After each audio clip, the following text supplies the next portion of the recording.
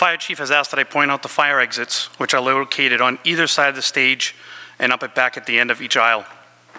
If you haven't already done so, please silence your cell phones and any other electronic devices. Please all rise and join me in a pledge of allegiance. It's over here. I pledge allegiance to the flag of the United States of America and to the republic for which it stands, one nation, under God, indivisible, with liberty and justice for all. Thank you. The officer's return of this meeting warrant shows that it was properly served and posted.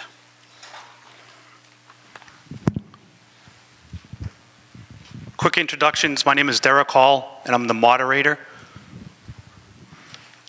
Town Clerk Carol Harris. Paul Durensis, Town Council. Go ahead. Thank you. John Kaplis, Board of Selectmen. Julie Richard, Board of Selectmen. Doug Morrison, Board of Selectmen.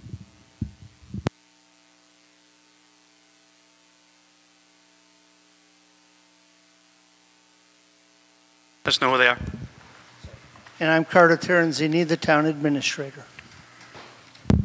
Kelly Pomprion, Town Accountant. Go ahead, Advisory Committee. Jeffrey Bennett, Advisory Committee. Robert May, Advisory Committee. Paul Grubb, Advisory Committee. Beverly Bartolomeo, Advisory Committee. Julie Farrell, Advisory Committee. All of the non-registered voters, the seating is up here to the front and to my left, which is your right. It's also clearly marked on the side of a few aisles over there.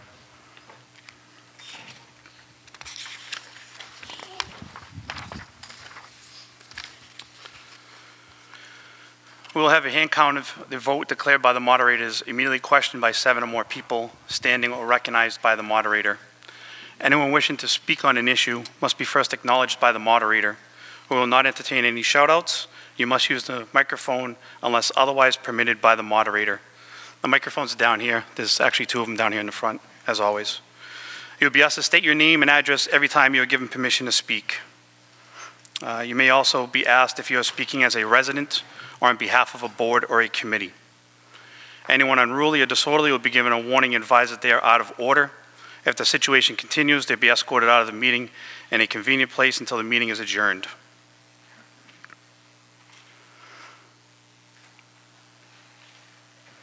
Reconsideration will take place within 1 hour, and we'll explain what a yes or no vote means if we get to that point.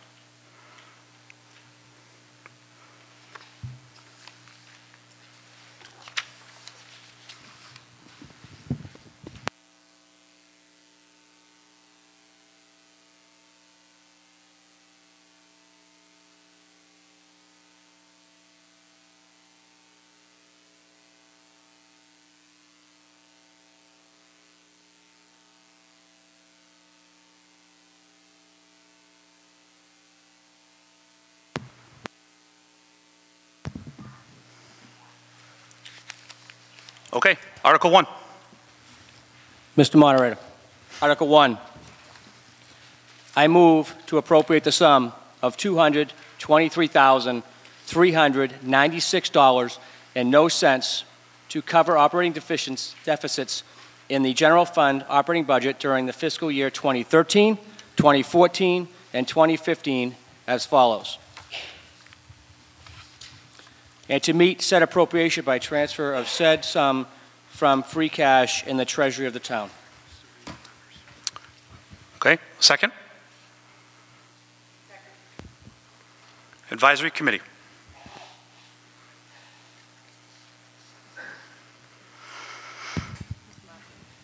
Mr. Moderator, at the pre-town meeting, the Advisory Committee voted to hold a recommendation until town meeting.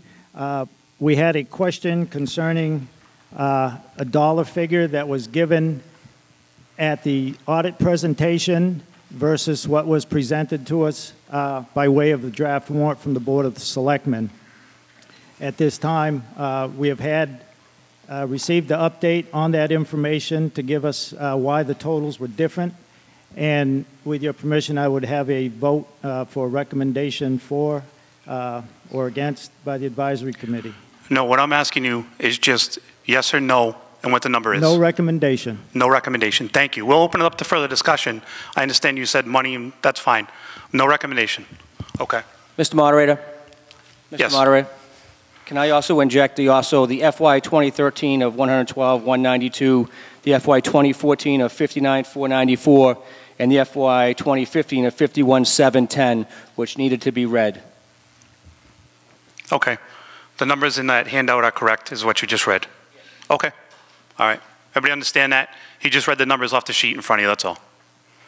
Further discussion?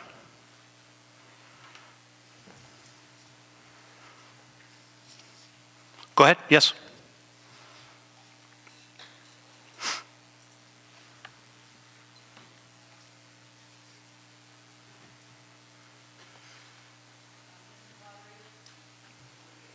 There we go. Julie Farrell, 24 Myrtle Street Advisory Committee. I would like an explanation of why there was a difference between the number that's being voted on tonight, the 223,396, and the figure of 211,000 that was in the financial management audit letter. Could somebody answer a question?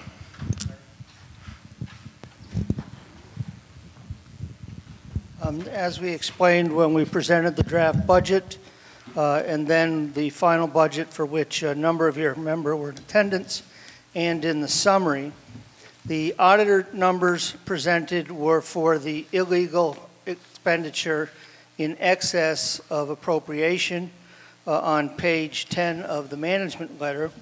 There was an additional deficit, though it was legal, in the snow and ice deficits, which he presented as part of the balance sheet on fiscal year 16.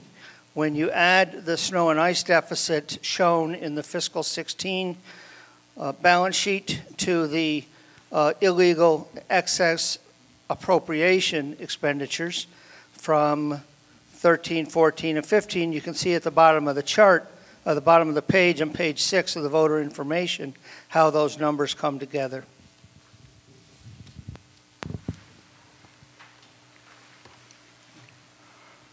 Okay, thank you. Further discussion?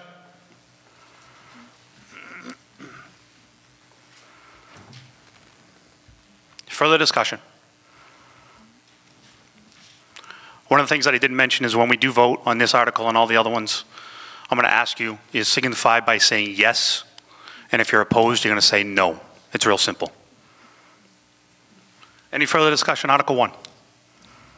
Okay. All in favor of Article 1, signify by saying yes. Yes. Opposed? No. It passed at 7:08 p.m.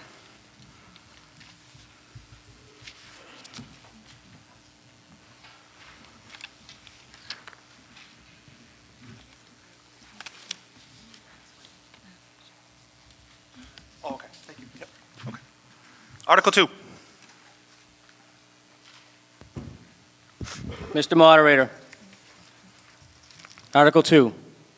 I move to appropriate the sum of $120,838.00 to cover operating deficits in the sewer fund operating budget during the fiscal year 2015 and to meet said appropriation by transfer of said sum from the retained earnings of the sewer enterprise fund.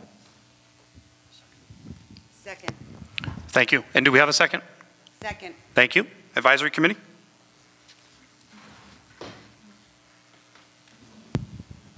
Mr. Moderator, advisory recommends for this article.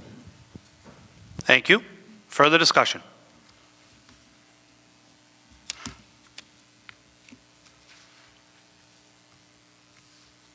Further discussion?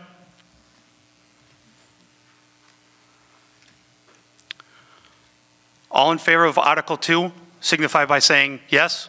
Yes. Opposed? No. That passed at 7:10 p.m.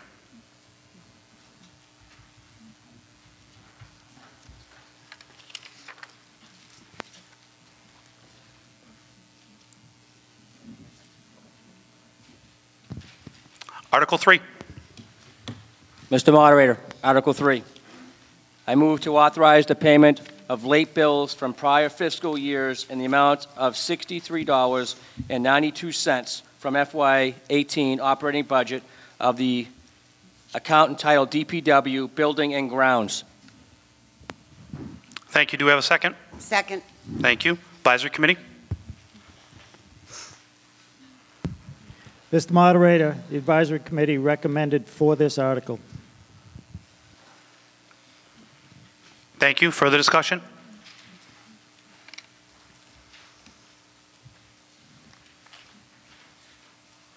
Further discussion?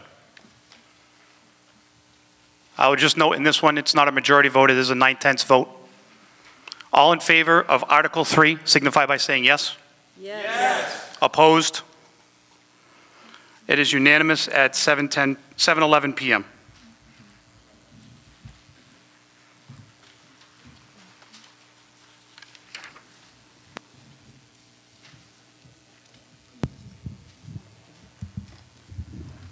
Mr. Moderator, I move to transfer the sum of 100.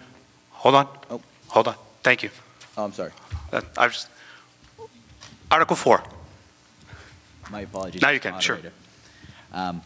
I move to transfer the sum of $100,000 and no cents from the ambulance receipt reserve for appropriation account to support the FY 2018 general fund operating budget.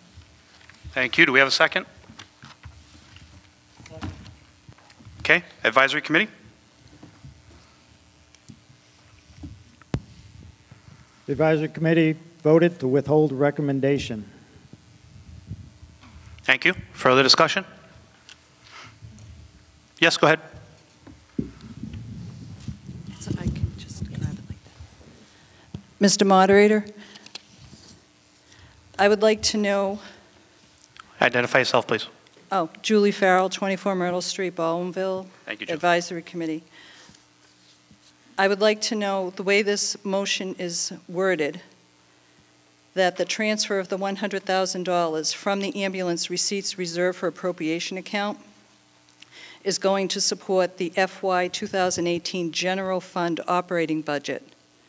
If it goes to the general fund operating budget for 2018, can it be used for other departments besides the fire EMS?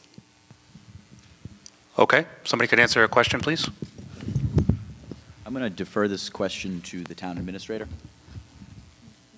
And is the fire chief, I saw him come in earlier.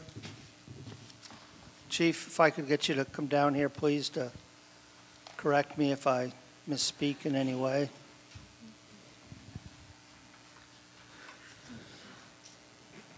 The ALS, Advanced Life Support, when you calculate all of the costs, is substantially in excess of $350,000 of dollars. We're transferring $325,000. And we're very comfortable that we will have greater expenses than are being transferred. So the fact is that it is being wholly absorbed by the operating expense. Chief, do you want to wait? May I ask the chief to weigh in on this? Yeah, are you, sure, you're done? Absolutely. Chief? Green light is on the bottom, on the very bottom. Green light and then it's on. There you go, blue light, whatever it is. All right, David Dickey, Fire Chief. Yes, the way it was explained to me is exactly how Carter has said it. Actually, in the spring town meeting, the budget was voted in full, and it was explained that we'd be in a $100,000 deficit until this was voted in. It is my understanding that this is going to our operating cost the way it was described to me. Okay, thank you. Further discussion? Go ahead. Chief, you may just want to stand there for a minute. Mr. Moderator, Robert May, 137 Shady Lane. Thank you. My question would be for clarification from the springtime meeting previous allotment says 225 from the ambulance receipts reserved for appropriation and the balance from the fiscal 18 tax levy and other general revenues of the town. And I'm just wondering, does this article conform with that, as we are using free cash?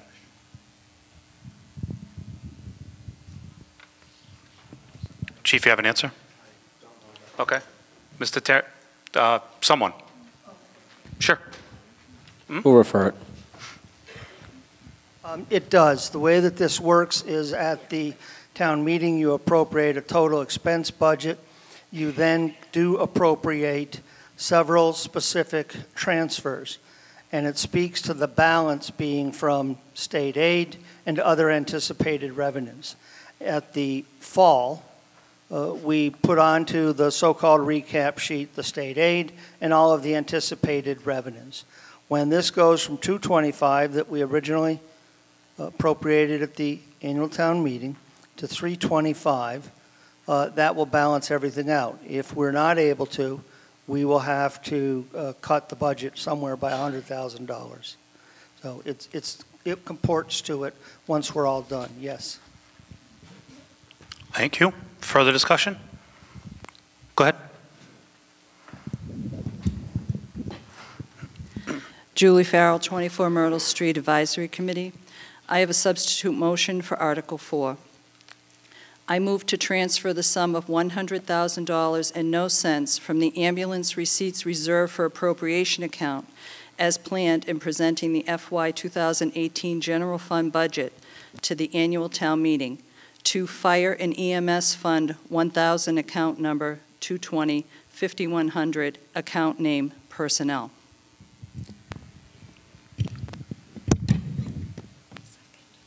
Second it.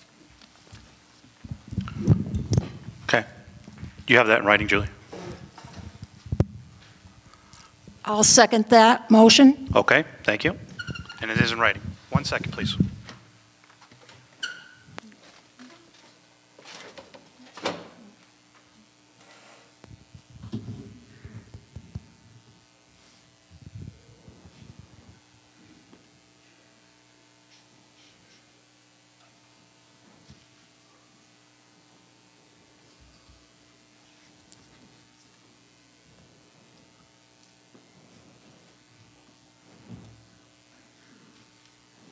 Mr. Moderator. Yes, go ahead. Can I call on the accountant real quick, just so we can get some legal statute as far as where the funds need to be transferred to and why? The accountant?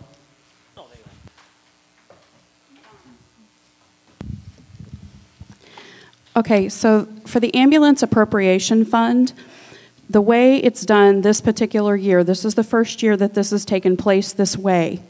The transfer is from the ambulance receipts to cover the appropriation in the budget for the fire department.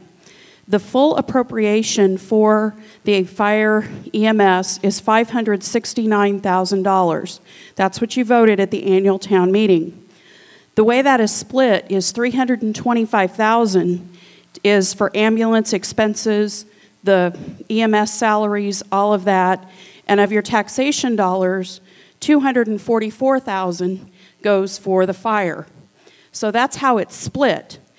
You can't transfer money from a fund to a specific account. You can only do the transferring from one account, physical account, to another. This is specifically just a transfer to the general fund to cover this appropriation for the fire EMS department. Okay. So what we're discussing now is a substitute motion, which has been presented to us. I was allowing that to happen because I'm to understand there's a question between the substitute motion, obviously, and the one that was presented. If it can clarify that, maybe there wasn't a need for the substitute motion, maybe that helps answer some questions. So I'm opening up to further discussion simply on the substitute motion. If you further discussion, sure, go right ahead. The reason why, Julie, Yeah, oh, Julie Farrell, 24 Myrtle Street, Baldwinville, Mass. Thank you. 021. Thank you. Thank you. Okay, Advisory Committee. The reason why we voted as a committee to withhold our recommendation on this particular article was to ensure that the money that's coming from the ambulance receipts reserved account goes to fire EMS. The way this article is written, it goes to support the FY 2018 general fund operating budget. That $100,000 from the ambulance receipts reserved for appropriation account could be used for inspectional services, the way this article is written. That's why there's a substitute motion, to ensure that this money, the $100,000 from the ambulance receipts reserved for appropriation, goes to fire EMS. Okay. Thank you. Further discussion? Beverly Beverly. What? 1 second. He was next. Pardon me? Yep. Oh, I'm sorry. No problem. I didn't see him. That's okay. You can be after him. David Dickey, 427 Dudley Road, Fire Chief. The way it was presented to me was that my entire budget in the spring meeting was passed. The town budget was passed. It was explained then that we were $100,000 in the red because there was not enough in the ambulance reserve receipt account to actually fund that. If there had been, we wouldn't be here. But the money needs to actually go back to the town because my budget, just like every other department's budget, was funded, but the entire funding is $100,000 off. So that money needs to go back to where the accountant is saying it needs to go back to fix that difference. All my sheets coming from town show me having a fully funded budget at this point in time. Okay, thank you. Further discussion? Mr. Moderator. Nope, she's next. You can be after her. Thank you. The reason that... Beverly. Pardon me. Beverly Bartolomeo. Thank you. South Road, Templeton.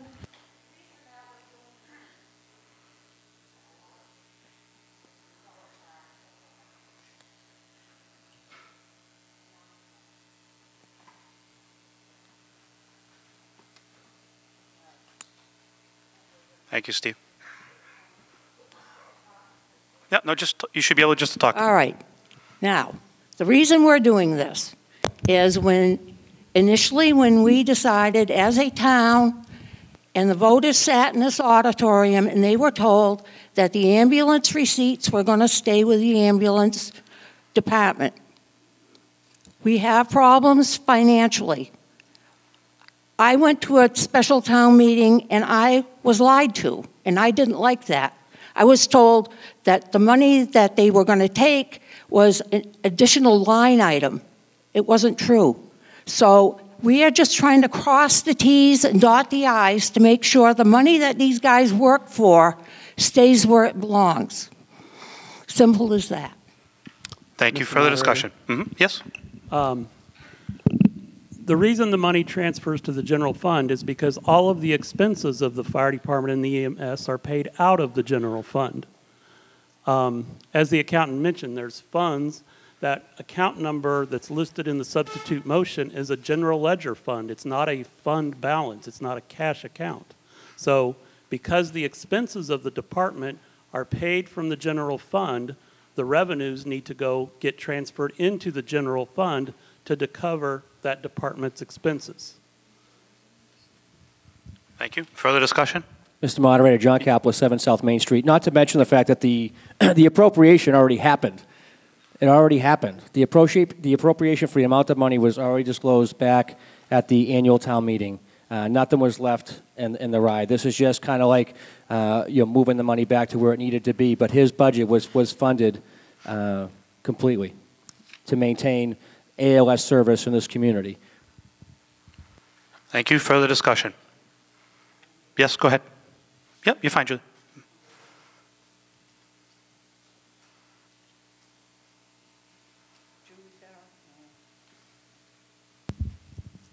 I'll hold it together. Julie Farrell, 24 Myrtle Street, Baldwinville, Advisory Committee. The budget that was passed at the annual town meeting did not fully fund the fire EMS department. The budget that was recommended was the town administrator recommendation budget, and it funded the fire EMS at $565,251. The fire department request was $655,263, which is approximately $100,000, until we could get to this town meeting to make sure that we had enough money in ambulance receipts to put it back into the fire EMS. Okay. Thank you. Further discussion?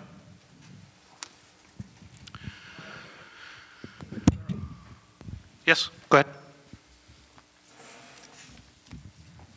The fire Carter chief, Terenzini. Carter Terenzini, sorry, the town administrator. Thank you. The requested departmental budgets of many departments are not exactly what got voted at the town meeting. By the time it went through a review by me, review by the select board, with the advisory committee. So the budget that the select board had settled upon at the end is in fact what the chief got. The end result is that his budget for fiscal 18 for fire and EMS is fully funded at what the select board finally decided to recommend to the town meeting.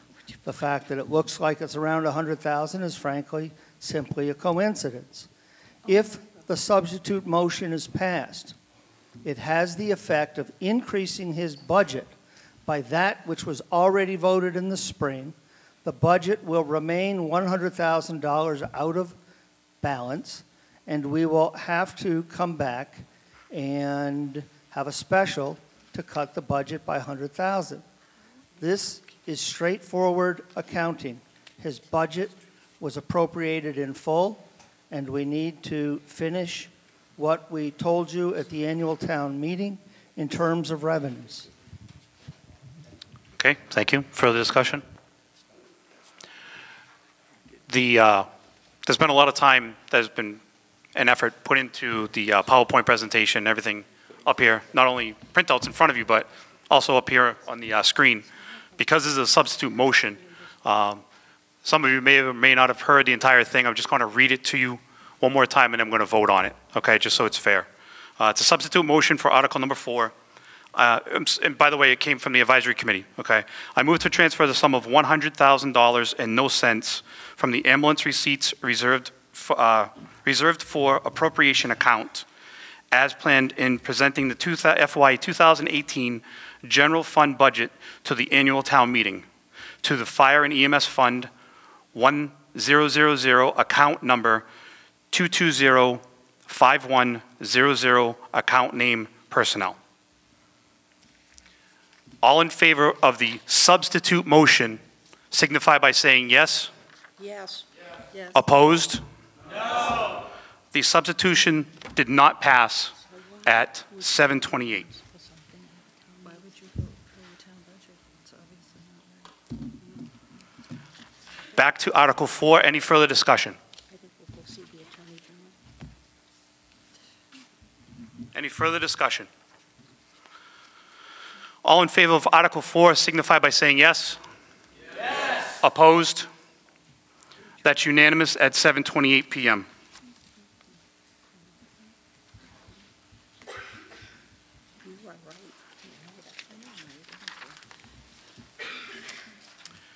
Okay, Article 5.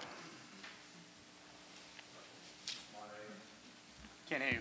Mr. Moderator, I motion to appropriate the sum of $30,000 and no cents to supplement the amounts appropriated in the FY 2018 operating budget as follows. DPW Building and Grounds in the amount of $2,500. DPW Highway in the amount of $5,000. Fire and EMS in the amount of $15,000. Treasurer Collector in the amount of $7,500. And to meet said appropriation by a transfer of said sums from free cash in the treasury of the town. Do we have a second? Okay, Advisory Committee.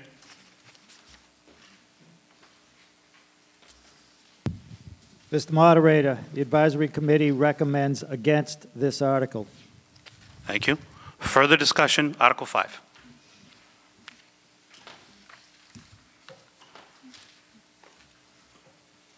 Further discussion.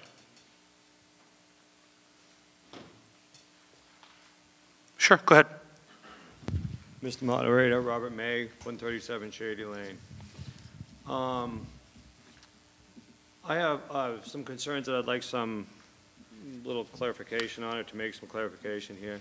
The relevant policy, as I read it, is the town of Templeton will continue to avoid using free cash to fund the operating budget, except in the event of an emergency or extraordinary or unforeseen events. 2, upon certification of the town's free cash, the town administrator shall prepare a plan of its use to guide the expenditure of free cash. He shall first deduct an amount anticipated to be needed at the annual town meeting to meet unanticipated operating deficits such as snow and ice. He shall then deduct for extraordinary and unplanned needs which have arisen since the annual town meeting, with a target of having no less than 50% of the certified free cash.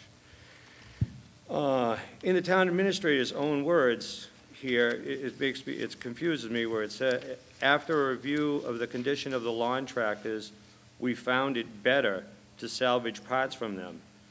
That appears to be planned, and maintenance wouldn't appear to be extraordinary. The sanders, it says we were $5,000 short to replace those sanders and had to tap our general expense account. So to me, again, that appears that we're funding an account, not buying sanders. So the extraordinary or unplanned kind of goes by the wayside there for me too, that we're backfilling an operating budget for the DPW. The ladder truck needed $18,000 in repairs. From the town administrator's own words, this is an ongoing expense, as stated by the TA. Isn't this the purpose, actually, from my point, isn't this the purpose of the ambulance reserve fund, to support fire and EMS? And the treasurer collector, the operating expense, this is an operating expense, and it was known and discussed by the TA back in May, so I'm not sure it's extraordinary or unplanned.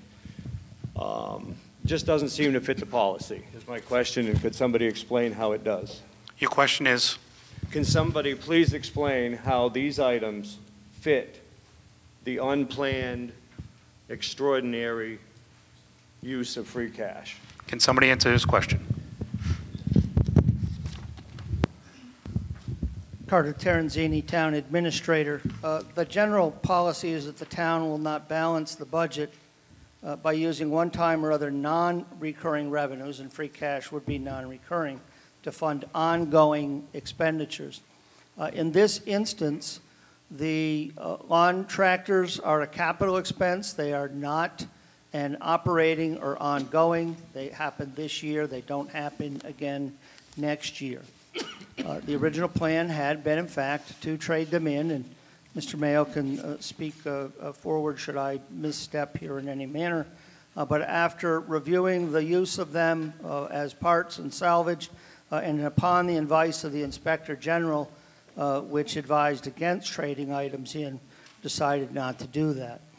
The budget was planned over November, December, January, and February. It's adopted in May. Unfortunately, things can change, and they can change dramatically over the winter months. That happened with respect to the sanders.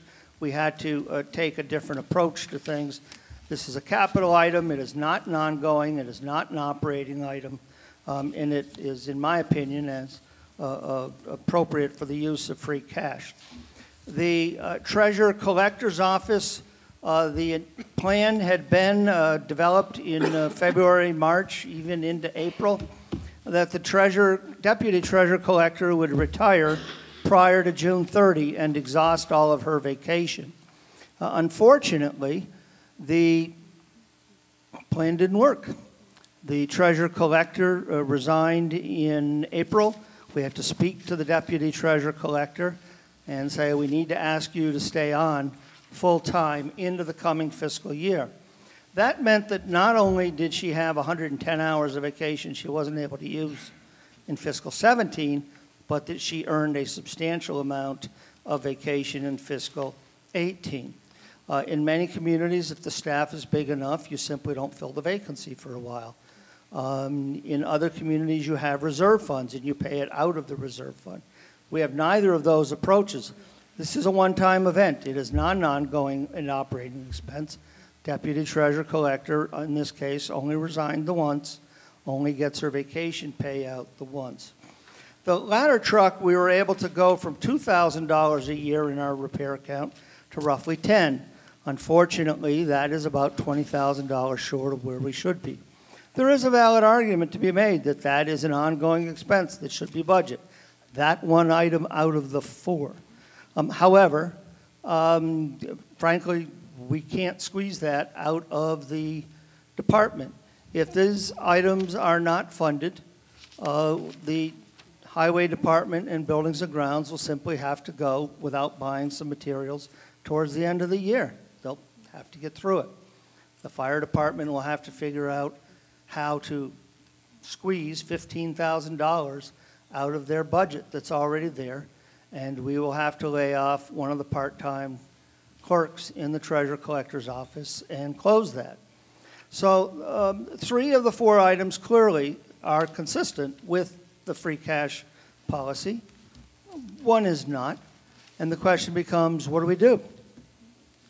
I would suggest that we need to approve these items, find ways to increase the operating budget over time. Thank you. Further discussion? Mr. Mayo? Yeah, just push the button on the bottom. Turns green or blue or whatever. There you go. Yep, thank you. Town of Templeton DPW Director and also a resident at 410 Patriots Road, Alan Mayo. I will speak briefly to the 2 items from the DPW. The tractors were planned to be bought with some help through the Light and Water Department.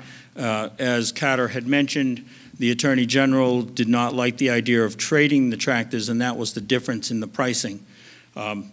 We opted to spend the $2,500 instead of trading to keep it out of issues with the Attorney General's office. So that will make us $2,500 short in our expense account. As Carter said, we'll have to find a way to make it through the year. As far as the DPW sanders, we had 5 sanders, 3 of which were in decent shape, 2 were irreparable. Both were old steel sanders that were rotted right through to the bottom. All your chain dives and everything were falling out at the bottom of them, so it would have cost more to repair those sanders than it was to replace them with 2 new stainless steel, used stainless steel sanders. Again, the Light and Water Department agreed to help us a bit there and gave us $10,000 toward that purchase, and that left us $5,000 short. I think they are good departmental decisions. I think that we definitely needed the sanders and the tractors. Without the sanders, we certainly would be struggling to treat your roads this winter. So be as it might, I'm not sure the funding is the best way, but it's the only way at this point. So thank you. Thank you. Further discussion? Go ahead, Mr. Jury. Steve. Hello. Here you go. I think it's time to sing. Let's see. Stephen. Steve Jury, 18 Jury Lane, Templeton, Mass. I have a question as to the Light and Water Department given money in a directive as to any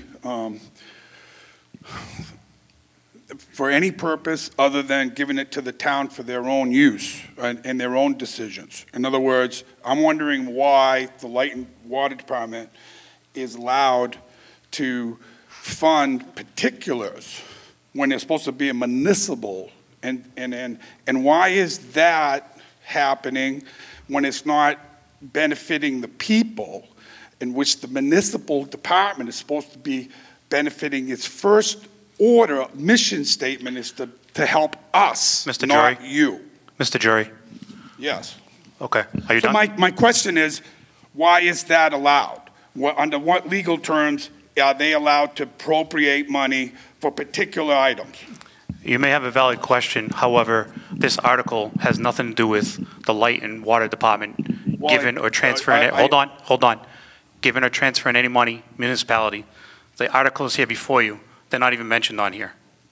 Okay, so you have a valid question. However, it's not anything to do with this article. Well, again, his explanation was in part, and why I question his explanations, because there is this money that's allowing particulars that are funding these questions. And I'm wondering why, there isn't a one-sum issue. I see, my understanding of municipal light department is not for them to conduct the business as they're doing. And that's what's happening. And it's been happening with police cruisers and lots of different things. They're choosing what they're going to fund and what they're not, and we're all paying, and I'm objecting to that. But well, Mr. Drury, I agree with you, no, but okay, hold on a minute. He made Stephen, those points. Hold on. Okay. And I'm just making a point. Okay. Somebody answer Stephen, that question. Listen, how can they do that? You can make a point, all right? However, this is not the article to make that point at. It has nothing to do with them. If you are done, that's fine, okay? All right, well, then, Further discussion, go ahead. Mr. Mayor, I'll get to you in 1 second, all right?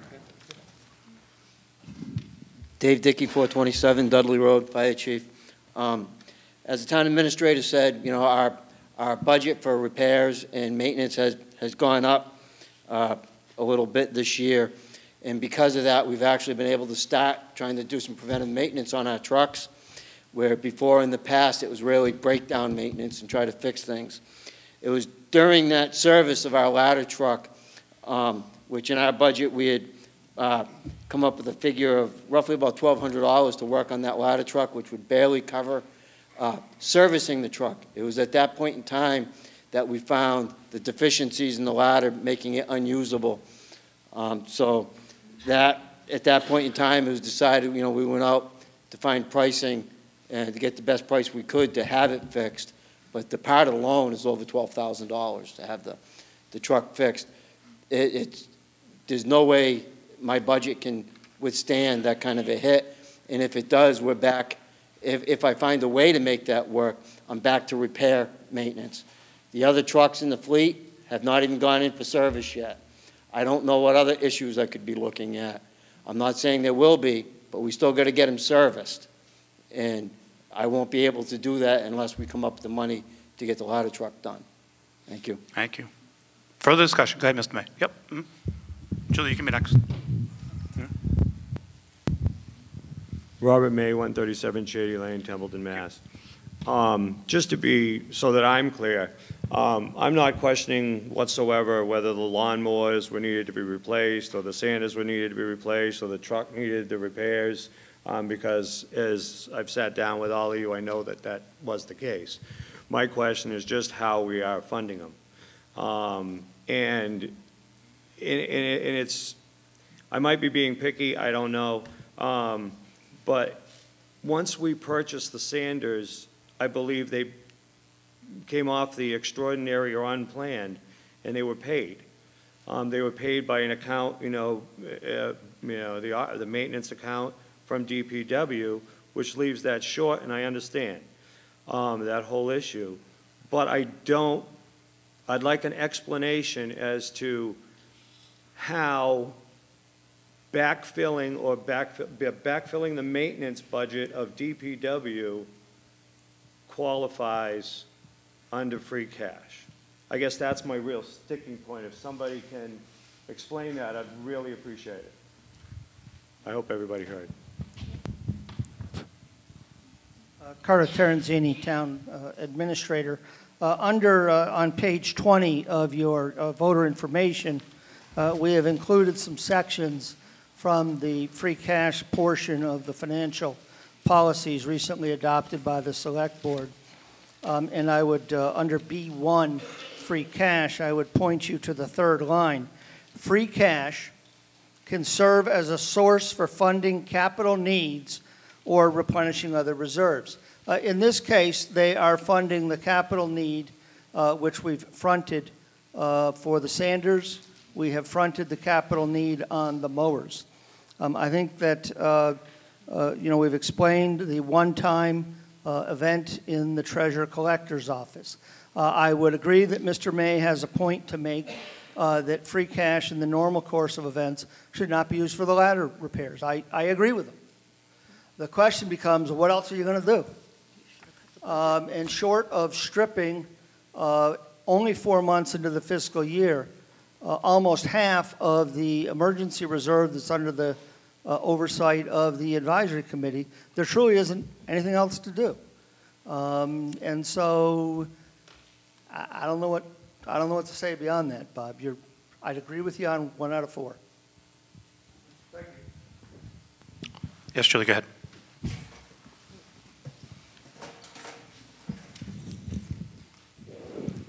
Julie Farrell, 24 Myrtle Street, Advisory Committee. The reason why we're here and why we're discussing this article in depth is not that these are not legitimate budget items that need to be paid for. They do. It's where is the money going to come from? The way it's written, it's coming from free cash. Free cash is a very scarce resource. For 5 years, this town did not have free cash certified because we didn't have our audits completed. We were in financial disarray. We're trying to dig ourselves out of that hole. The way to do that is to not to use free cash for your operating expenses. That's how we created the mess we were in.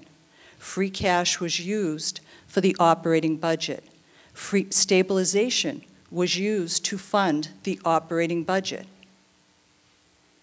At some point in time, you have to realize you're doing the same thing. This is recommending to do the same thing now that got us into the hole that we were in.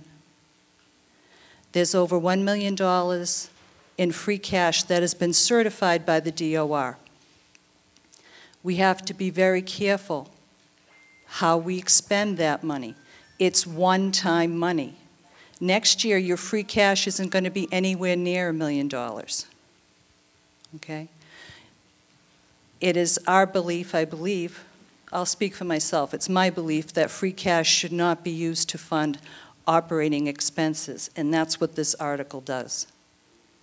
You're using free cash to backfill and pay for items that are they are needed. It's not that they're not needed, they are. But at this point in time, I'm going to caution the people at this meeting to be very careful how they decide to use this very scarce resource, which is free cash. Thank you. Thank you. Further discussion, Article 5. Mr. Moderator. Go ahead. Mr. Moderator, thank you. I just want to point out that this... Hold on.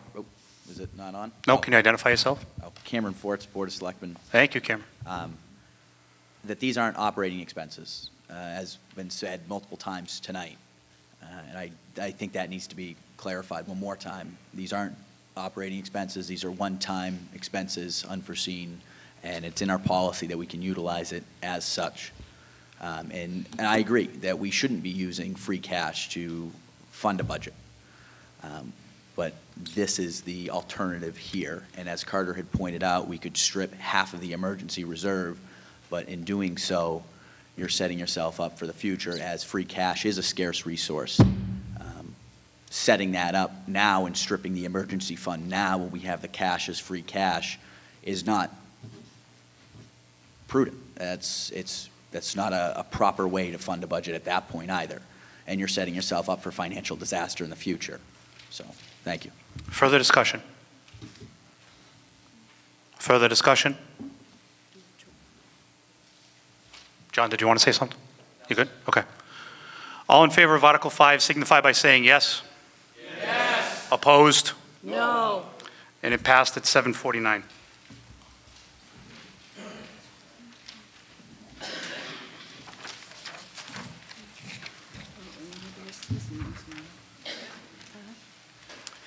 Article 6. Mr. Moderator, I move to authorize additional compensation for the plumbing, gas, and electrical inspectors above and beyond that to be paid for their respective revolving funds, strike that, from their respective revolving funds, and to appropriate the sum of $25,000 and no cents to the account of the Office of Development Services to cover these services and that of the building inspector, and to meet said appropriation by a transfer of said sum from free cash in the treasury of the town. Do I have a second? Thank you. Advisory Committee. Mr. Moderator, the advisory committee had a tie vote for this article, so there is no recommendation. Thank you. Further discussion? Mr. Moderator, Jeffrey Yes, go ahead. Bennett, 77 Partridgeville Road. With regards to transferring money to pay for the inspectional services of the building inspector, the plumbing, gas, and electric, I just have a question as why the town is being asked to provide an additional $25,000 when back at a special town meeting on November 9th, 2015, Article 1, a motion was duly made and seconded, and it passed by a 2/3 vote for the town to borrow the sum of $47,563,184 for the purpose of paying the cost of designing, constructing, originally equipping, furnishing a new elementary school, including the payments of all costs incidental or related thereto. If the town has already authorized the borrowing of all of the money to pay for all of these costs, I'm wondering why the town is being asked to provide an additional $25,000. My instinct is that since we do not have a bond rating and the town is only going to borrow $10 million, that's enough money to do construction costs, but not to pay for these other things. I'd just like an explanation as why, if that is the reason, or what is the reason the town is being asked to provide an additional $25,000 for inspections when it seems to have been included in the original article, in the original $47,500,000 and some odd thousand. Okay. Thank you. Yep. Somebody? Mr. Kaplis? Yeah, John Kaplis, Thank Board you. of Selectmen.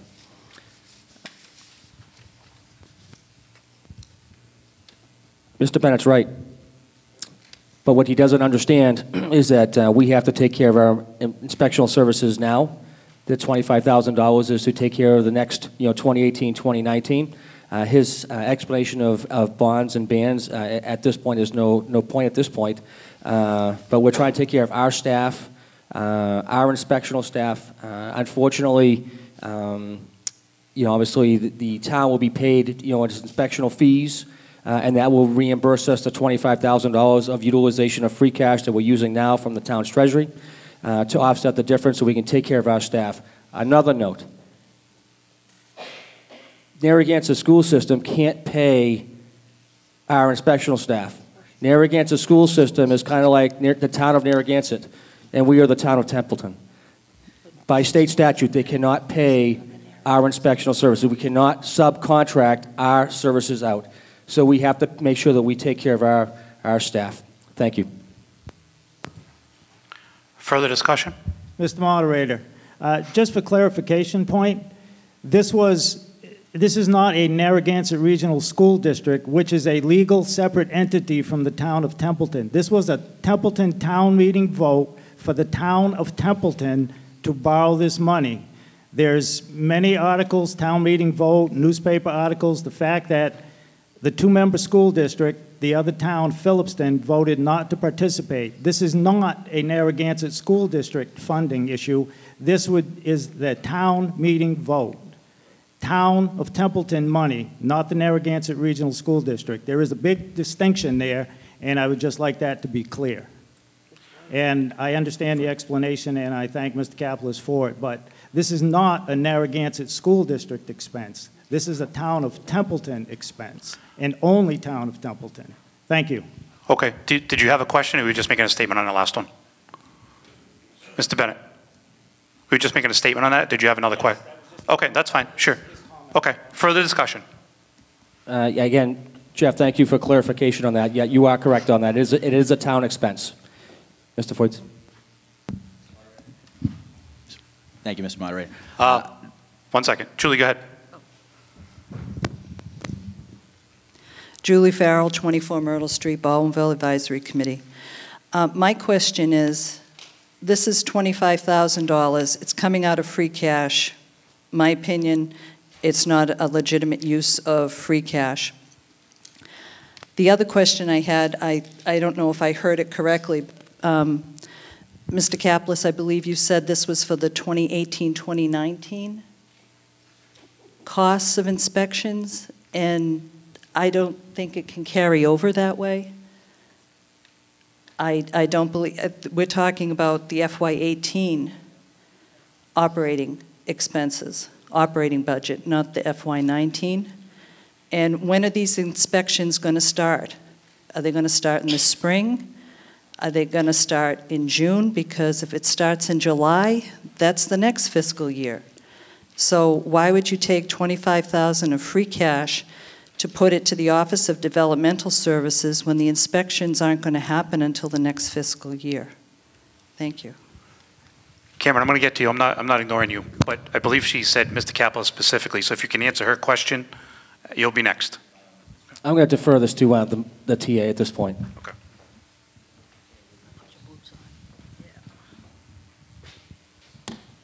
The town will be paid a building permit fee, just like if you came in to do your house, about $150,000.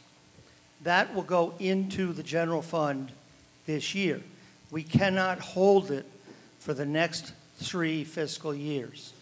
Construction is going to start at some point in December, January, depending upon weather, with hazardous waste abatements, demolition, and the like.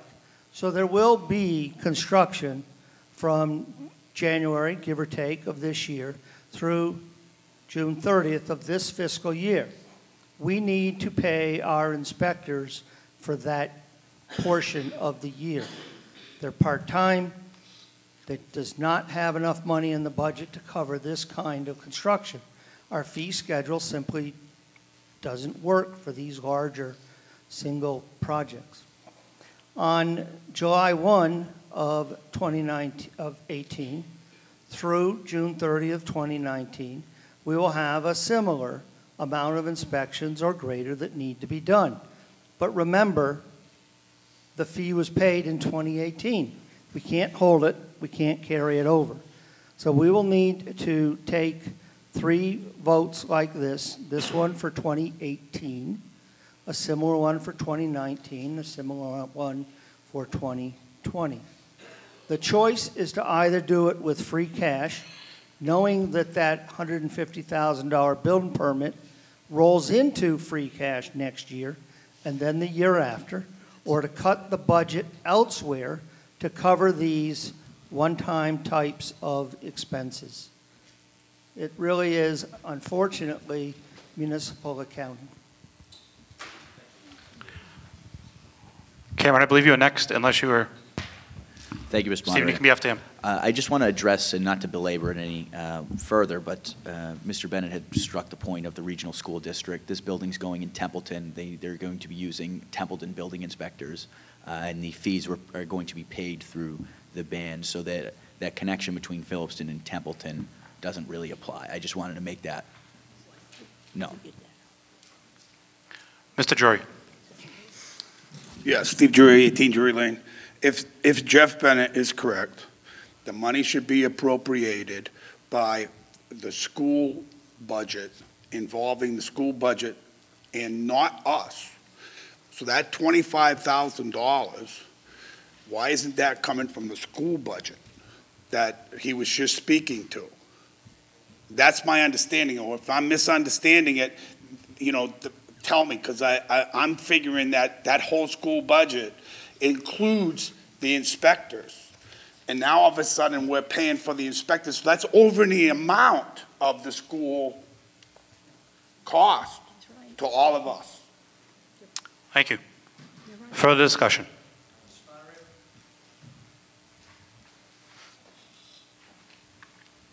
school building committee should At the end of the day, these monies are coming from the school project.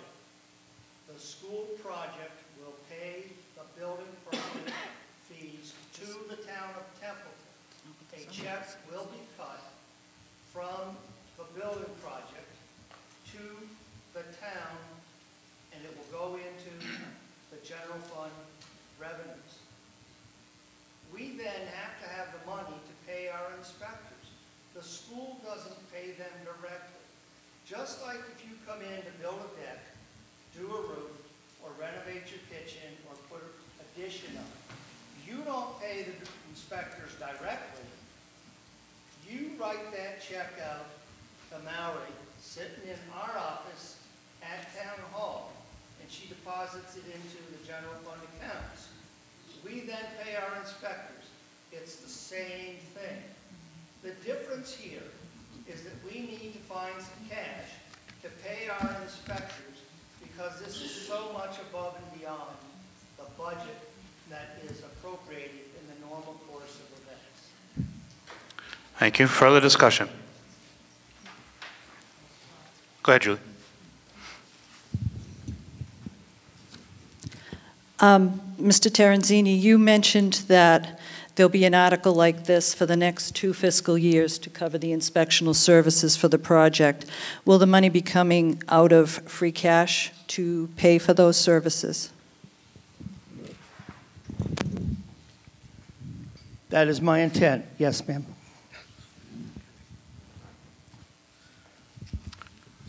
Further discussion?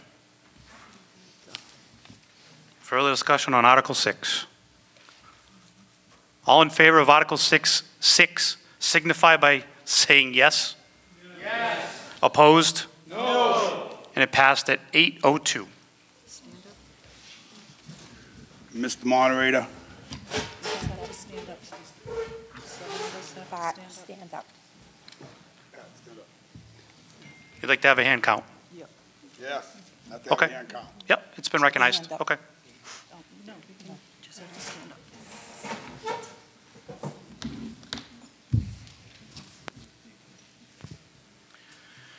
In order to do a hand count, I need, well, it can be 6 people, but I need 2 for this section, 2 for this section, and 2 for that section. Please come down. I'll swear you in. We'll have a hand count and then continue from there. I don't care where you come from, but I need 6. Mr. Okay, I need 5. Mr. Moderator, point of clarification. Yes. I thought that it took 7 people to request a hand count. I saw 7 stand. Oh, I only saw 6. I'm sorry. Yeah. Okay. I need 5. Don't be scared.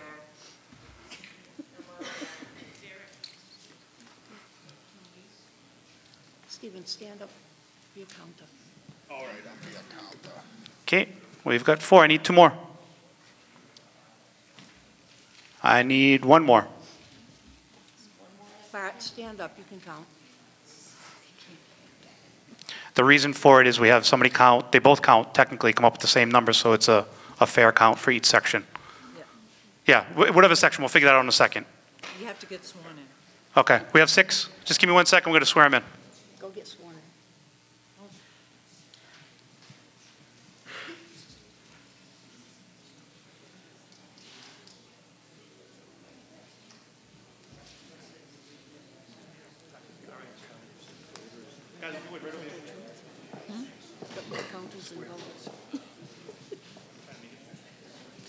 That is correct. What about?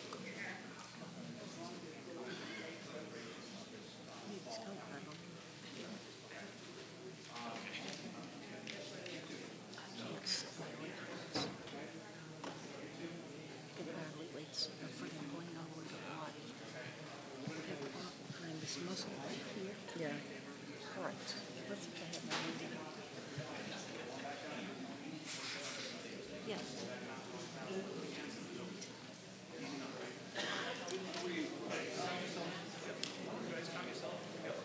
Yeah. center. All right.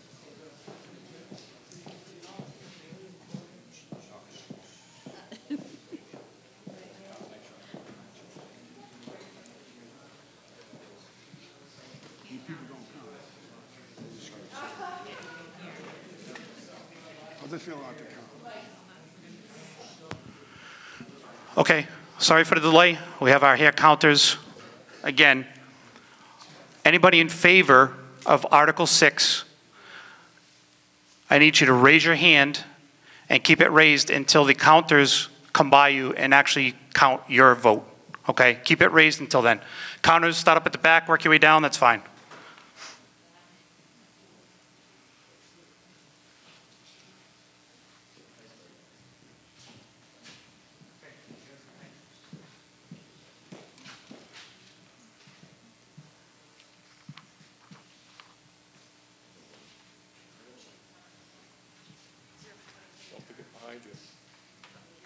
Yeah, and on the stage.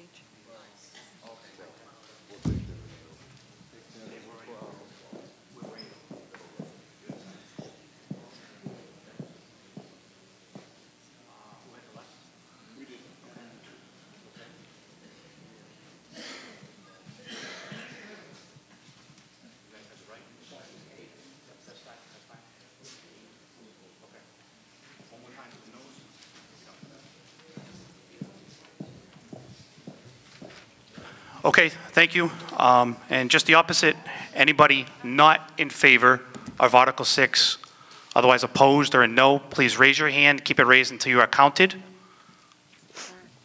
Again, counters start up at the back, work your way down, thank you.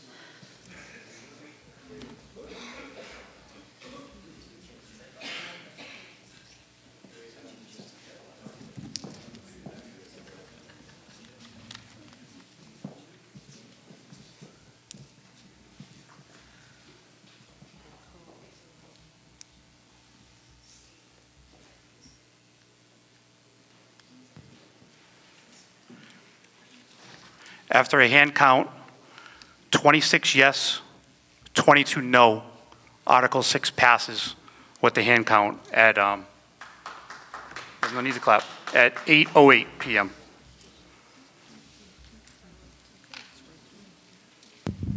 Mr. Moderator, I'd like to make... 1 minute, 1 minute.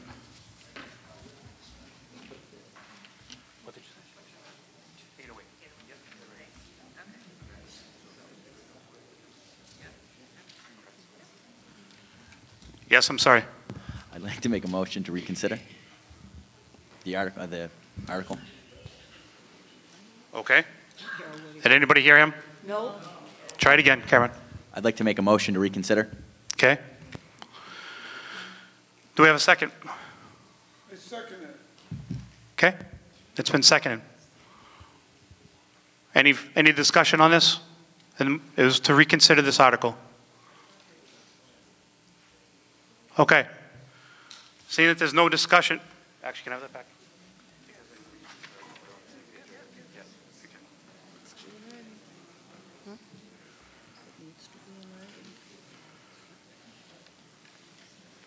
There's no further discussion on it. Just so we're all clear, reconsideration. If you vote yes, that means that we can reopen Article 6 and talk about it again. If you vote no, it means we cannot open it back up again. Okay, and there's no further discussion. It cannot be brought up again for the duration of this meeting. Reconsideration is done within 1 hour. Obviously, we're well within that limit. Just so everybody's understanding, if you want to talk about it and reopen it, it's yes. And if you don't want to, it's no. So again, we're voting on reconsideration Article 6. All in favor signify by saying yes. Yes. Opposed? No. It did not pass at 8:10.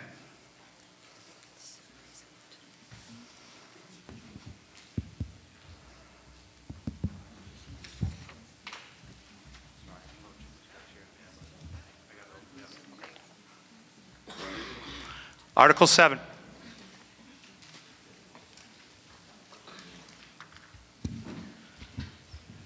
Mr. Moderator, I move to appropriate the sum of $167,500.00 for a program of capital expenditures as generally identified below. DPW Building and Grounds, boiler replacement, $7,500. DPW Highway six-wheel dump truck, $160,000. And to meet said appropriation by a transfer of said sum from free cash in the treasury of the town. Thank you. Do I have a second? Second. Advisory Committee. Mr. Moderator, the advisory committee recommends for this article. Further discussion.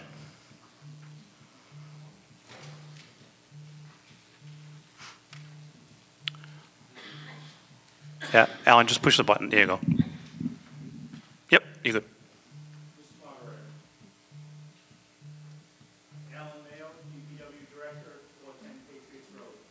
I don't know if that's working. You guys hear him? It's lit up, but I don't know if it's making any noise.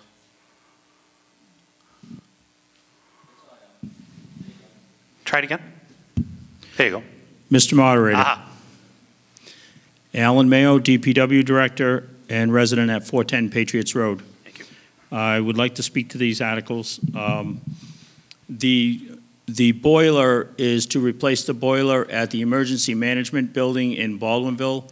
That houses all your emergency management equipment, and I'm sure thankful that we had that equipment during 2008. So it's very important to replace that boiler. The Emergency Management Director did go out and get a grant that's going to help with that cost, around $5,200. So with the $7,500, we'll be able to replace that boiler. It's an important issue just because that equipment is in there. The other request is for the six-wheel dump truck. It will be fully equipped with a snow plow, a wing plow, and a sander. It is going to replace the 94 truck that is pretty much coming apart. We're going to be lucky if we make that truck last through the winter, so I would appreciate your vote on this article. Thank you. Thank you. Further discussion? Further discussion, Article 7.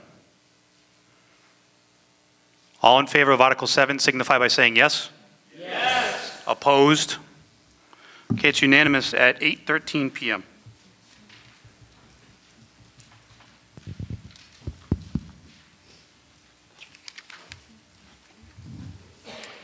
Article 8. Mr. Moderator, I move to supplement each prior vote of the town that authorizes the borrowing of money to pay costs of capital projects to provide that, in accordance with Chapter 44, Section 20 of the General Laws, the premium received by the town upon the sale of any bonds or notes thereunder, less any such premium applied to the payment of the costs of issuance of such bond or notes, may be applied to pay project costs, and the amount authorized to be borrowed for each such project shall be reduced by the amount of any such premium so applied.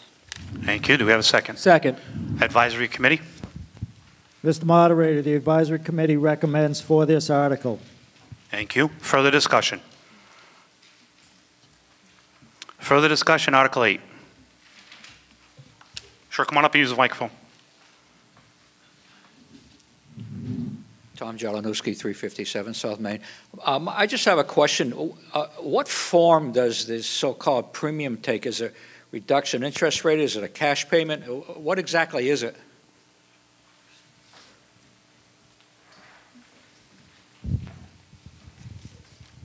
Well, it's something Carter Terenzini, Town Administrator.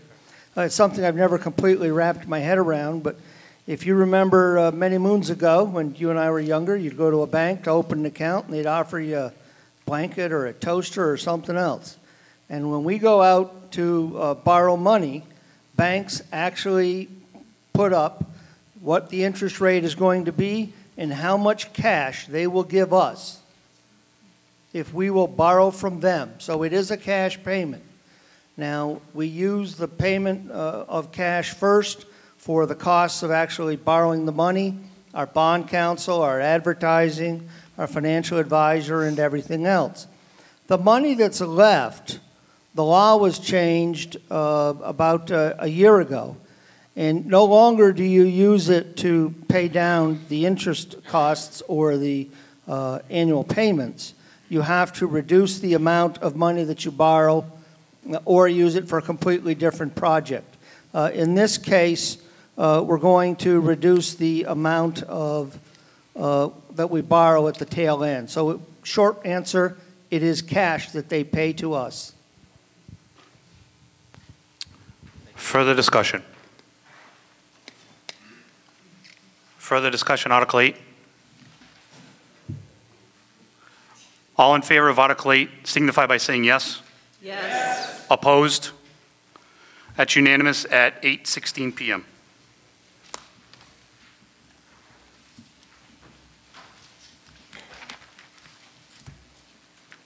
Article 9.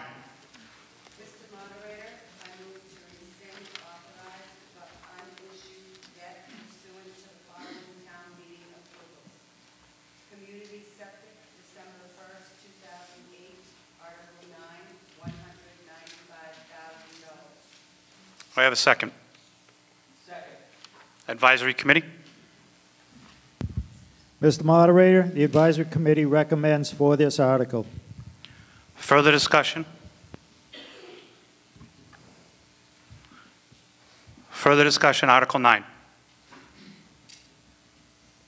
All in favor of Article 9 signify by saying yes. Yes. Opposed? That's unanimous at 8:17.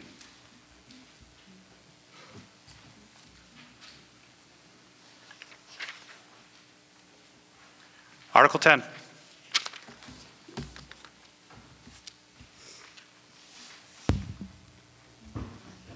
Mr. Moderator, I move to adopt Mass General Law, Chapter 200A, Subchapter, I think, 9A. Okay. Do I have a second? Second. Advisory Committee? Mr. Moderator, the Advisory Committee recommends for this article. Further discussion?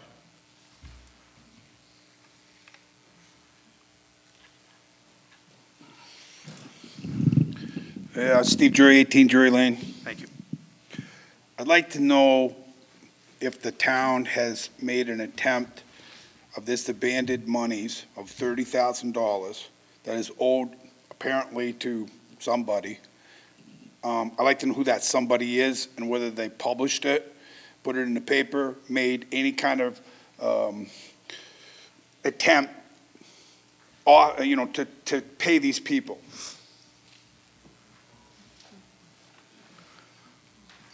Yes, go ahead. Sure. If you, just kind of step up and grab the, there you go, one of those microphones up there. Thanks. These are the outstanding Kelly. stale. Oh, No, who are you? Kelly Pomprion, Thank Town you. Accountant. These are the outstanding stale checks that we have that have come up in the reconciliation of the last 5 years. We do have some prior to that. At that point, we don't know what was done with those checks other than they're still sitting on the books. We have started our process of going through those and working on contacting the people on the list to see if they have cashed them or if we still owe them those to have them reissued. So if you're on the list, you'll be receiving a letter probably in the next 6 months because there's quite a few people to reach out to.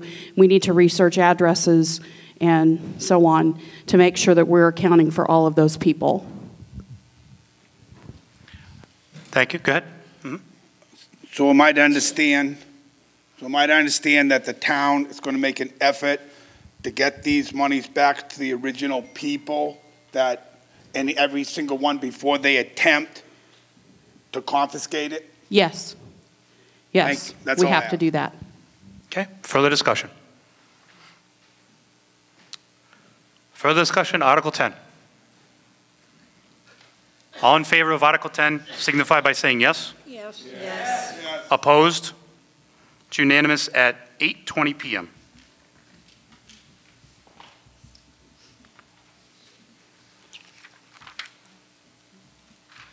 Article 11.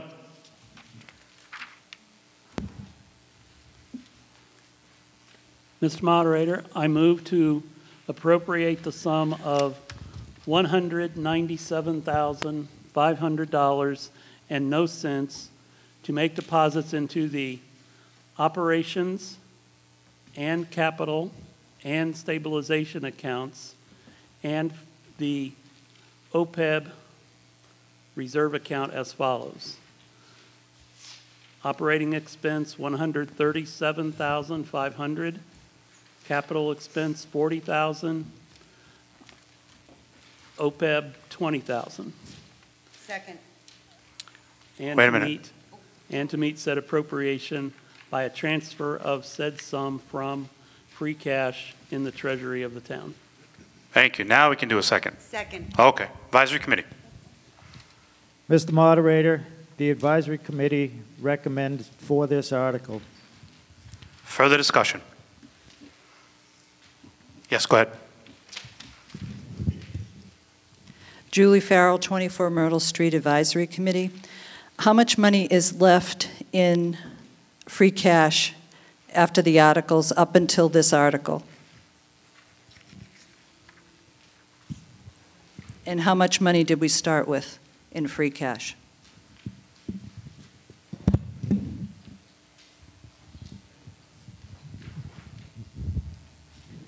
As you know from Carter. excuse me, my apologies, Mr. Moderator. Carter Terenzini, Town Administrator. Thank you. As you know from the memo distributed of October 11 of 2017, after a reservation to cover snow and ice, there will be approximately $200,000 left, which will remain on the books of the town as working capital and available for appropriation in the spring, or it rolls over into free cash. This basically leaves us with money to cover snow and ice. It puts money in your several stabilizations, and it leaves some excess on the accounts of the town to help cover the ebbing and flowing of income and expenses that we have, a fairly common business practice. Thank you. Go ahead, Julie. Yep. How much money was voted at the annual town meeting for snow and ice?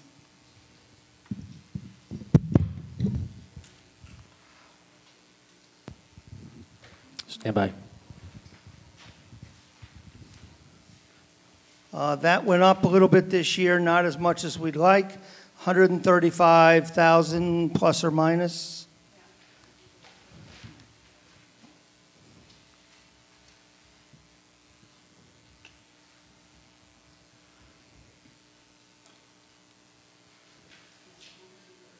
$135,000. Julie, I'll let you speak, but let's stick to the article, okay? Snow and ice, I don't know how much that's on here. We're talking about stabilization, free cash. Right. Okay, He I'm just- mentioned that 200,000 would be held back in free cash for snow and ice. That's why I referred to snow and ice. No, Okay. right. Originally, you'd asked how much is going to be left for free cash. Right. Yep, okay, go ahead. Did the town vote at the annual town meeting for a line item called working capital? Is there an account called working capital? No, there's no such account in the budget. It simply retains on the books, and it's a fairly common business phrase in terms of how much money is kept to be able to cover the bills as they come in, given that we have swings in when our revenue comes in. Mr. Moderator, Go ahead. Back to my original question, how much money is left in certified free cash after the articles that were voted up to Article 10?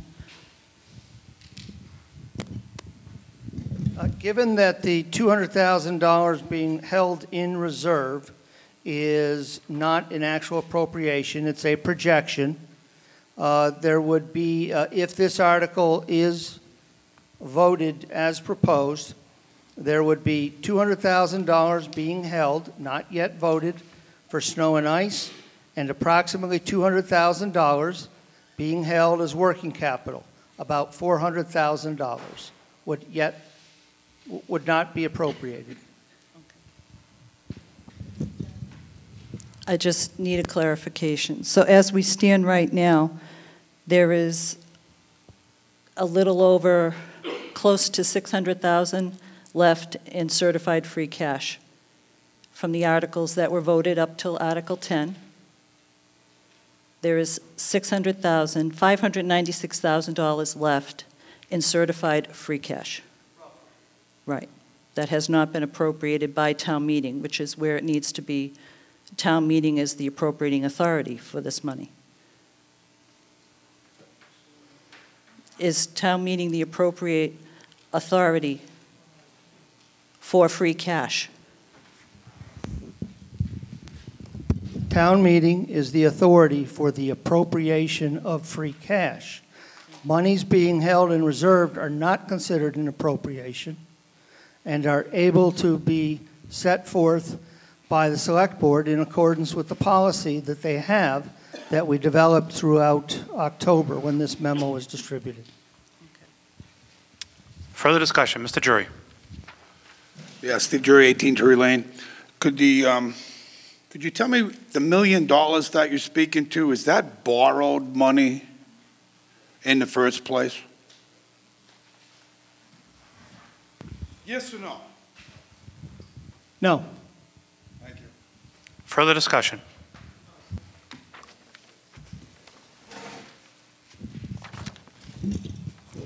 Julie Farrell, 24 Myrtle Street, Baldwinville. I have a substitute motion.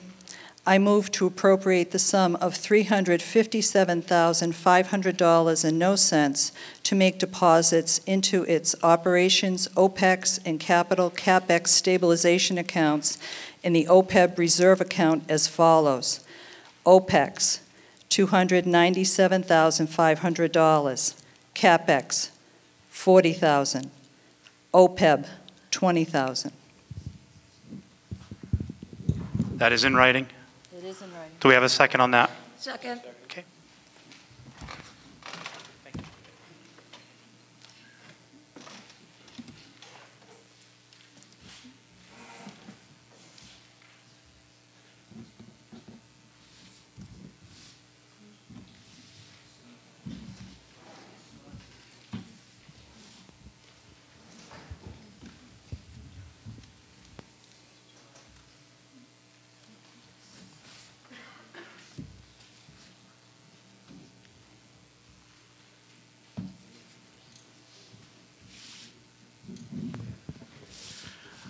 The substitute motion is beyond the scope of the warrant article, and therefore we're not accepting it.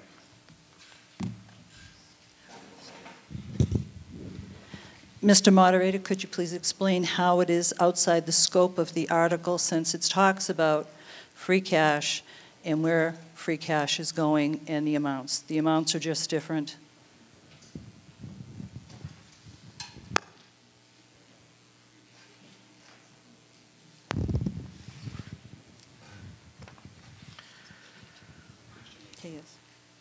Hi, Paul Durensis, Town Council.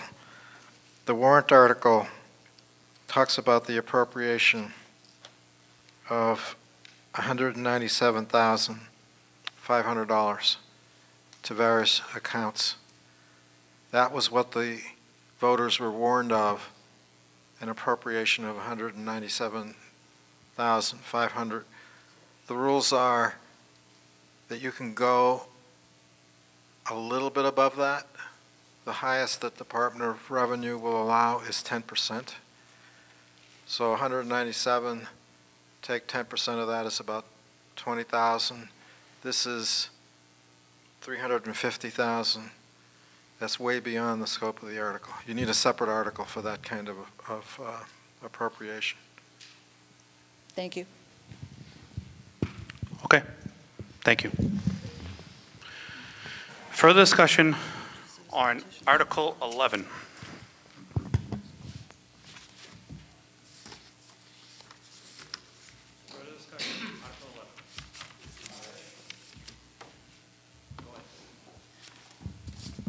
Thank you, Mr. Moderator. To alleviate some of your concerns, Julie, about working capital and how this... Okay. Yeah, I don't know if, is that on? Yeah, okay, just a little bit closer then.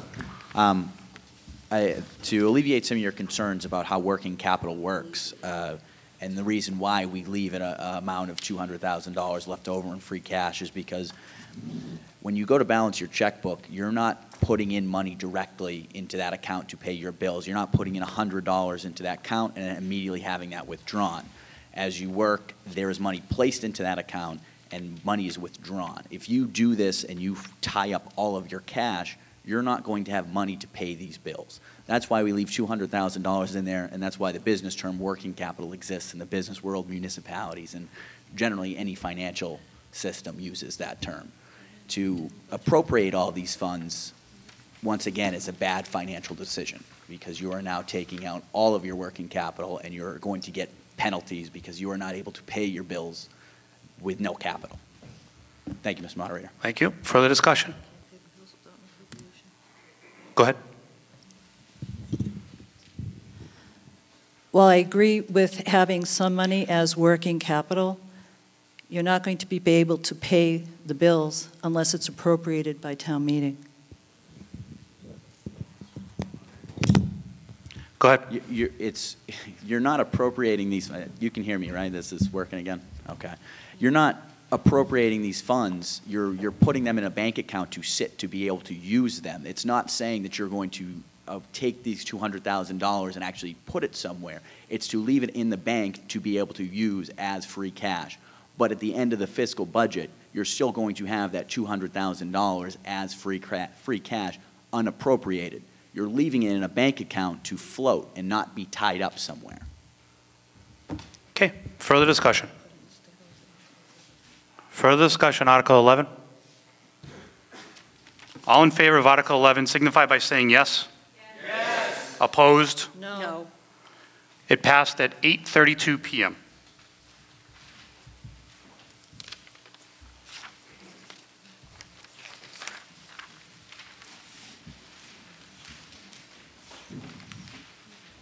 Article 12.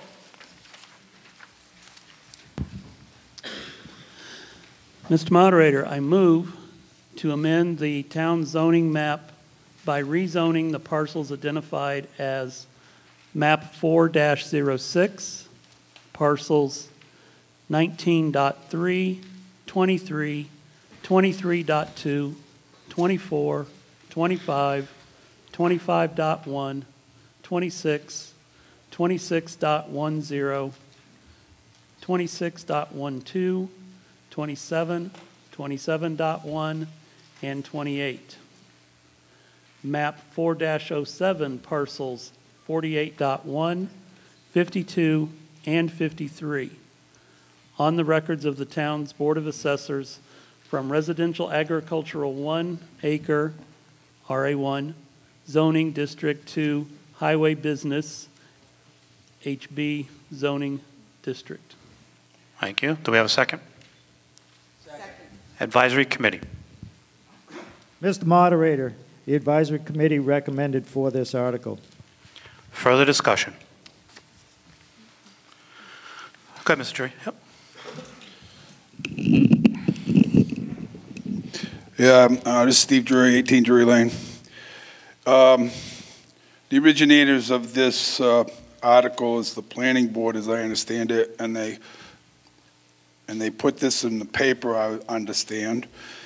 And I also understand that it was put on the website in the newspaper. However, as I look out here, I don't see probably anybody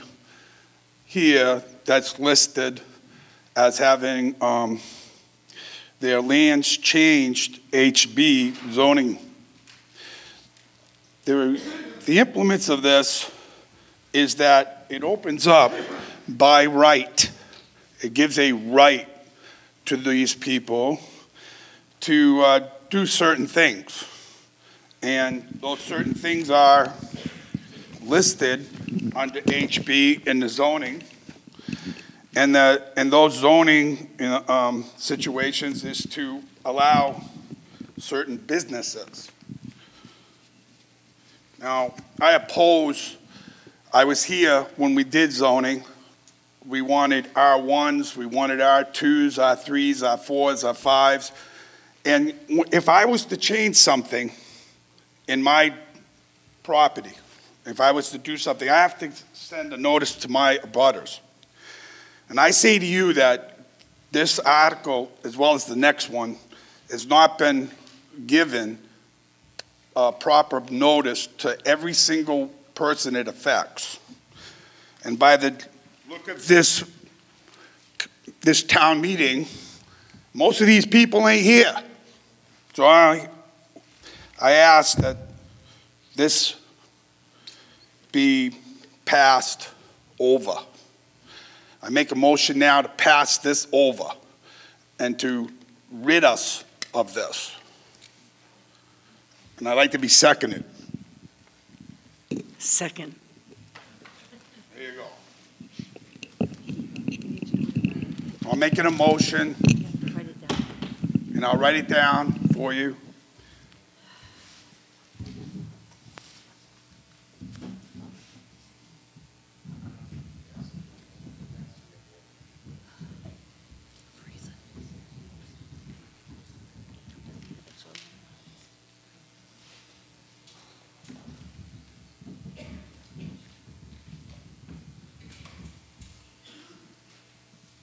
Mr. Moderator, Kirk Machete, 58 Rice Road, point of order. Point of order? Yeah. Can this first person speak, motion to pass an article without having any other dialogue on it? I'm just asking counsel, I guess. That's what we're discussing. Oh, if it has to be a vote for and vote against, yes, I agree. That would, in the meantime, I'm letting him make it in writing and do whatever else he's going to do. Thank you. He wants to know if you can just make a motion like that and we discuss it or vote on it without anybody for the motion. You're against it. We're trying to determine if somebody else has to be against it before we can even make that decision. Well, I got seconded. I agree with you. It has to, okay? Yeah. But very similar to let's move the question, okay, that everybody knows. You have to have one for, you have to have one against, okay? I'm getting an answer for you right.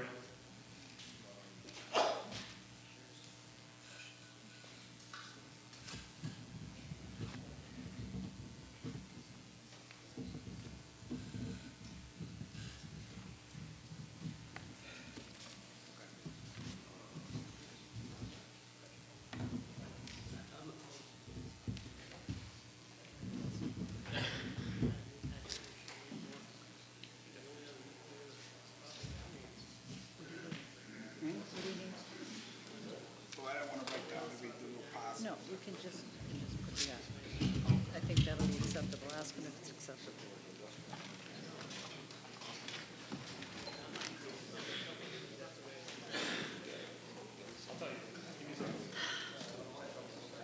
You're wasting our time.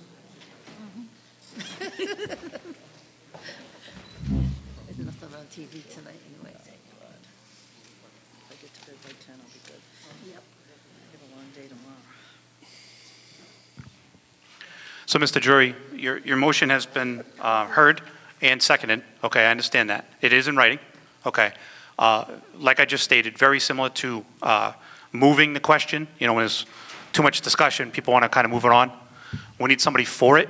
We need somebody against it. It's apparent that you're against it. I have two more speakers behind you. I'm going to hear from them and see if they're for it or if they're against it. I'll make a determination from there. Okay? Okay, I would only like to reserve a rebuttal to their... Okay, well, sure. Yeah, Dennis O'Brien, 259 Baltimore Road. Thank you, Dennis. I'm against it myself.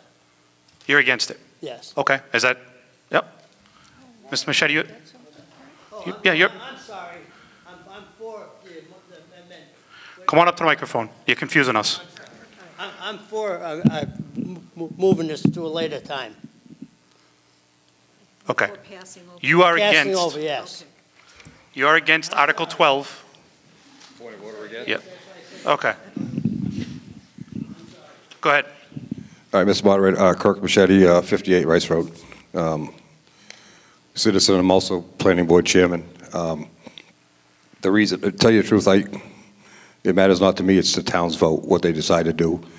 Planning Board and their thought process, it's kind of spelt out below, in a little narrative below Article 12. It really what it boils down to is we're trying to keep the businesses that are basically slip through the cracks. We have a lot of businesses in town that are in residential zones, and as soon as somebody stops using it for a couple of years, it slips into residence. We've actually had commercial buildings that have to be torn down because they couldn't use them, because they didn't do anything within 2 years. This particular article here, because I think Mr. Drury is aware of this too, but he's talking about the one we haven't addressed yet. This is Ballinsville Road from the highway barn to the high school, all on the same side, which is predominantly businesses now between the highway barn. There's a couple of shops, a commercial property, Class 2, Class 3 salvage yard. We have Davis's lumber yard. Basically, the planning board's just looking to try to keep small business, townspeople being able to invest in their own town. Our commercial industrial zones are primarily designed for hopefully corporate America coming in, people with a lot more money than, I can't speak for everybody, but more money than the majority of people in town. So it's not commercial. Highway businesses doesn't affect the residents. You still have the same rights. You can tear your house down. You can build a new house. It doesn't stop anybody from doing their residential life, but it does open up the ability to add a little bit of tax base through one step up from like a minor or major home occupation. If somebody wants to, we have like a chiropractor office on Ballinsville Road example. Somebody wants to do a mom and pop store. That's what highway business is all about. Quite honest with you, and just to take the elephant out of the room, I actually own property in all these districts. I'll be the first one to tell you, but it's not about me. My businesses are already permitted. I'm looking at just for the town. So vote for the town. Don't vote for because I own a piece or somebody else has a piece of property in the community. Because we're not going to keep bringing it up. If the voters say no, then they say no. The next article, the majority of the board has property in that zone. We're all permitted businesses. We're looking out for the rest of the town. So that's all I have to say on that. So I'm representing the planning board, but as a citizen, I support the article. Thank you. Okay. Not to make this too confusing, we now have one for it. We have one against it, or at least one against it. Mr. Drury, you may now submit your motion in writing because we have one on each side. Okay. I need a little bit of help With the, because it's not up there. Again, I'm going to read it just like I read the other ones. okay. I would have to rewrite the whole question and ask basically to pass it over. And that's. Nope. No, I've got it here. I'll accept this. Okay. You'll accept that. But what I'm saying is I couldn't accept it before because we didn't have one for and one against. I Okay. understand. So I'm now accepting it. We do have a second on this? Second? Okay. Again, I'm going to read it to you because it's not up on the board. Article 12 be passed over as to question Article 12, including its wording, as to, can you help me with that one? I don't have to read it myself. Including its wording as to As to the warrant. Right, under the article. Under the article. In its form. Under the, in its form, okay. Yes. In other words, I'm referring back to the warrant article. Okay. Any further discussion on this motion that he just submitted? And I have further discussion. Just on passing over it. One, yeah. Because it deals with HB districts, I think everyone should understand what exactly is proposed here. All right? What can happen is that retail sales can go on in these, by right, on any of these properties that he's done, barber shops, massage therapy places, licensed practitioners, business and professional offices, banks, grocery stores, restaurants, liquor stores, arts and crafts. Okay, Mr. Jury, just keep it to your motion to pass over it. Basically telling the people why.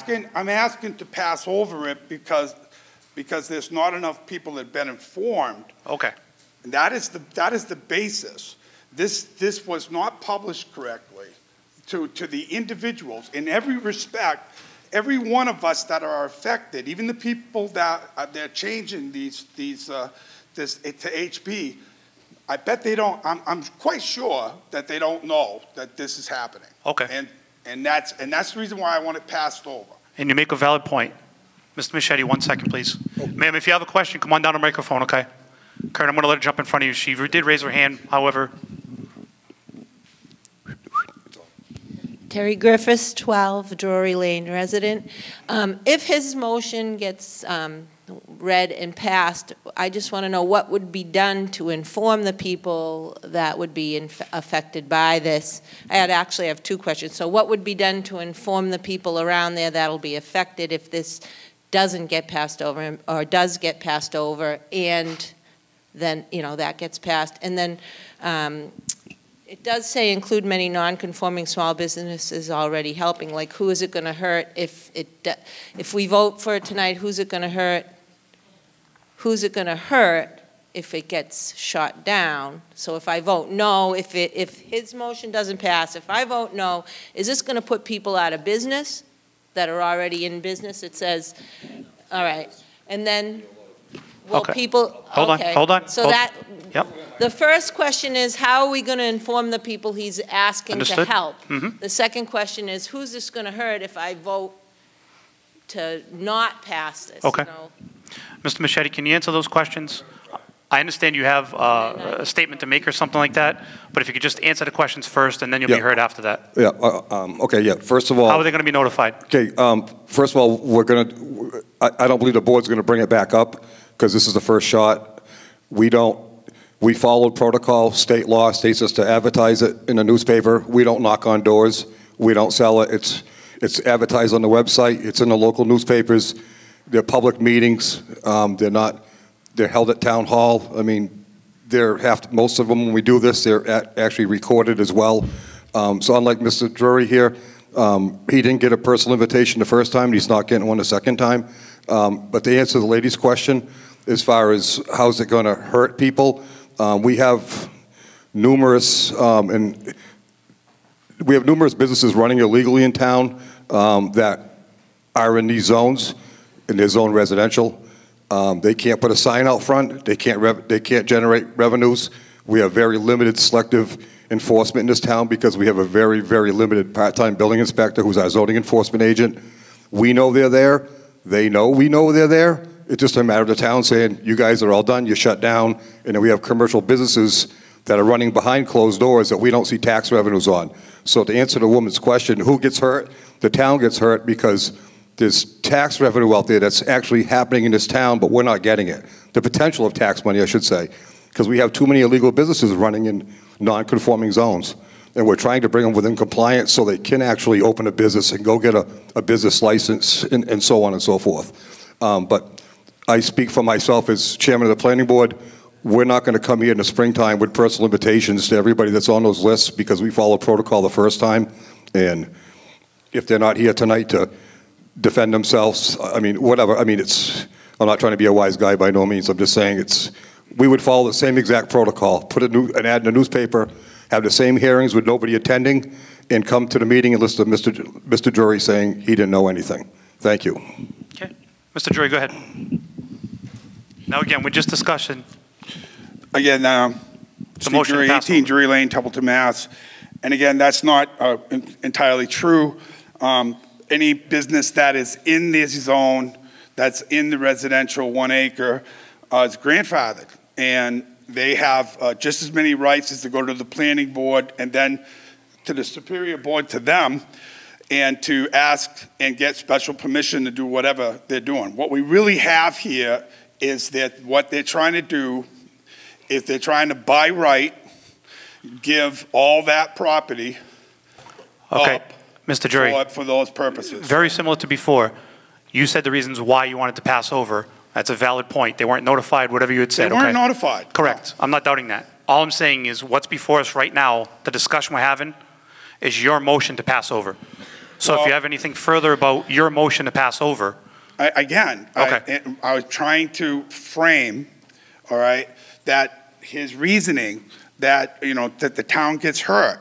I'm trying to address that because he addressed it, and I feel I have a right to, to address what he's addressing so that people understand, all right, that that's not entirely true, that there are already a process that can be done through the planning board and their superiors that allow, and which are grandfathered companies that are there. They can put signs out, they can do what they want if they get permission. What this does is gives them a right, and others, all right, vacant lands, certain rights. And we already addressed these issues in town meeting several years back.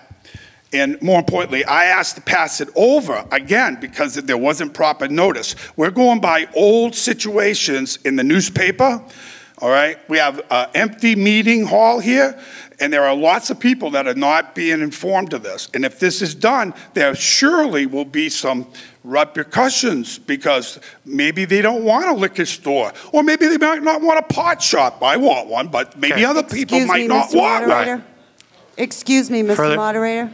Can we move the question, please? Anyway, that's my point. Okay. My point is they're not noticed. Please. All right, all done.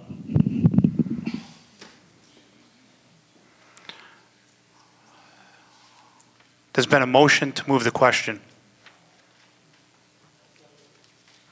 Have a second on that? Okay.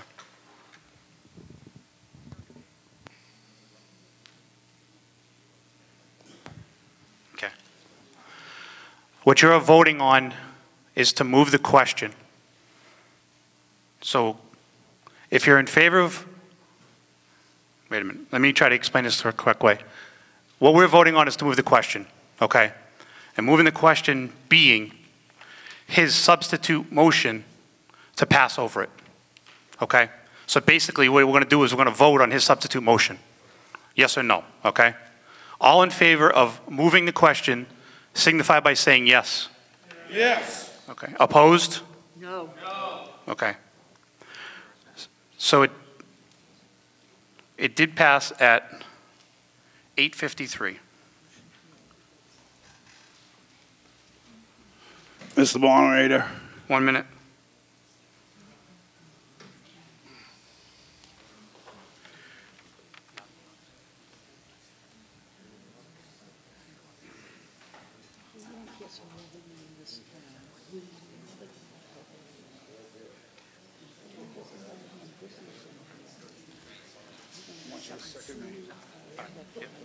Yep.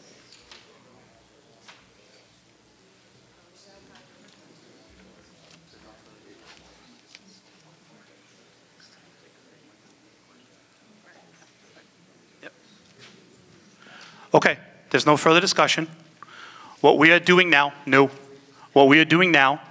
we are simply voting on the substitute motion for Article 12, the one that I read to you, to be passed over as to question Article 12, including its wording as to the warrant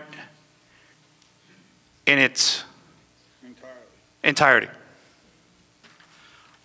All in favor of the substitute motion passing over signify by saying yes. Yes. Opposed? No.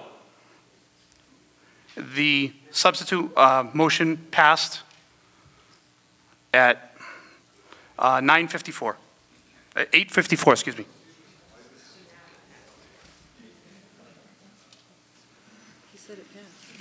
So we are passing over Article 12.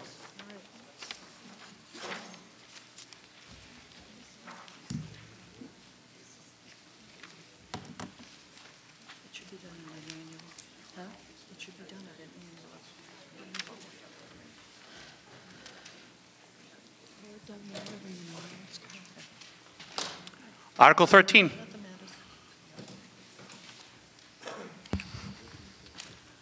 Mr. Moderator, I move to amend the town zoning bylaw by rezoning the parcels identified on map 2-7, parcels 20, 20.1, 20.5, 23, 23.1, 23.10, 23.20, 24, 25, 26, 26.1, and 40. Map 2.8, parcels 17, 17.2, and 17.4. Maps 3-7, parcels 46, 46.1, 46.2, 46.4, 47.2, 48, 49, 50, 53, 53.2, 53.3, 53.4, 53.5, 54, 54.1, 55, and 55.1. Map 3-8, parcels 7.6, 7.7, 16, 23, 24, 24.1, 25, 26, 27, 29.1, 32, 35, 35.1, 36, 37, 38, 38.1, 38.2, 39, 41, and 43. On the records of the Town Board of Assessors from residential agricultural 2 acre, RA2, zoning district to highway business, HB zoning district. Do I have a second? Okay, advisory committee. Mr. Moderator, the advisory committee recommended for this article. Thank you. Further discussion? Go ahead, Mr. Jury. I rise again, 18 Drury Lane, Steve Drury. I have a motion to amend this to eliminate number 32, 36, 37, 39, and 7.7 for the following reasons. In writing. Do I have a second? Have a second? Now I know why you're here. Mother. Thank you, Mother. Always carry your mom. Yeah. She carries you, you know.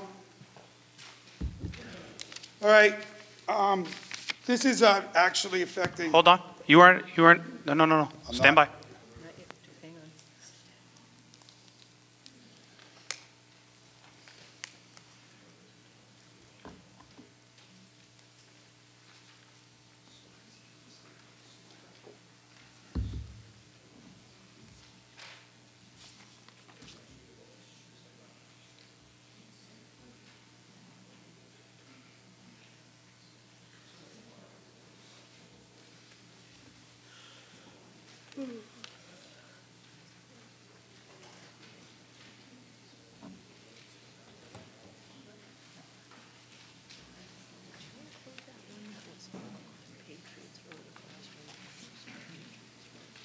Which one?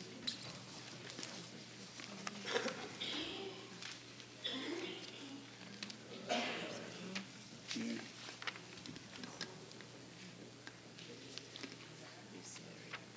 You mean Fletcher's land? Yeah. Did you include that?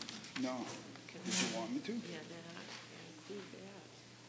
All that, right? All that will leave. You don't want anything. Copy. Okay. I have to revise. No, it's okay. Button over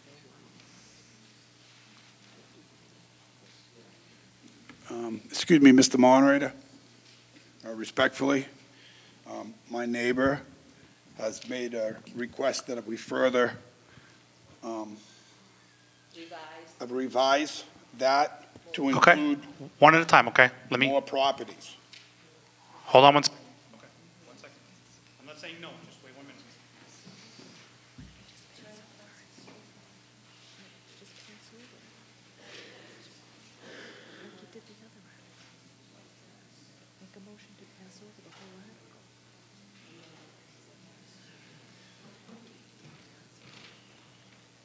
what we did with the last time. It's always going to, it's still come up again with what you're doing. Yeah, they can put it on the annual. And they can do it at the next special. And they can do it at the next annual. It's the same thing as the school when they dump the water over Guardian Bank and they notify everybody. So. I know, I will.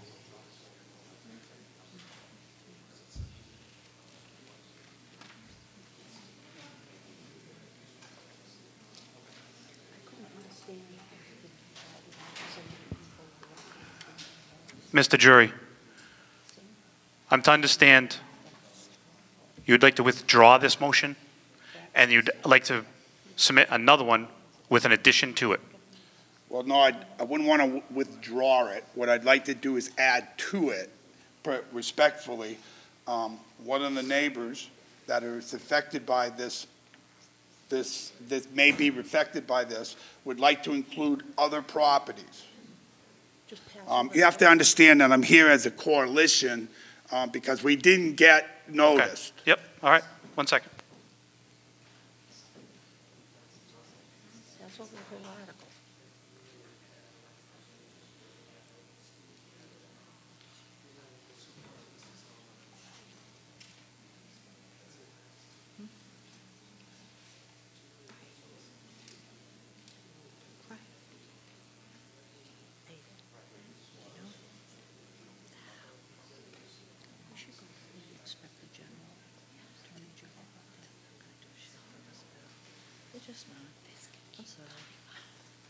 Mr. Jury, I'm going to give this back to you. Make the changes you need. Give it back to me. And do I have the time? Yes? Do you have time? Yeah. You're not going to go on and move the question. Well, no, Well, hurry up and do I'll give you a minute, yes. Chit-chatting.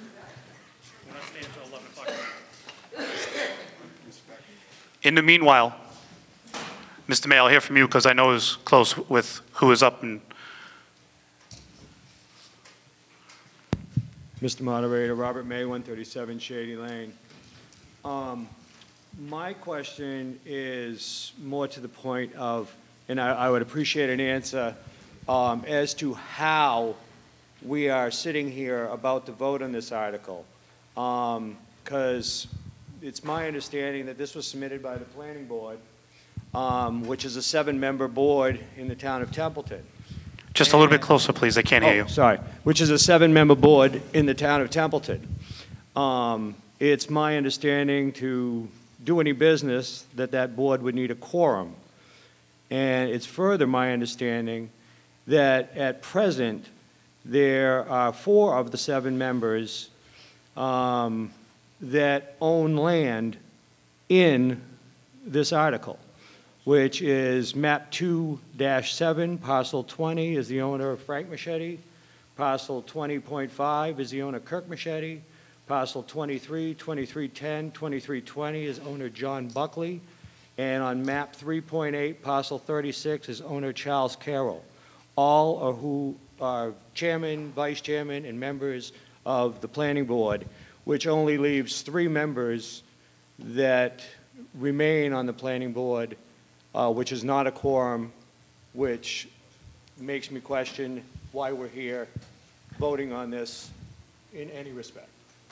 Okay, so if somebody from the planning board, is that what you're asking to answer your question? It'd be the planning board or the Board of Selectmen, I believe, who accepted it from the planning board. If somebody would like to answer his question.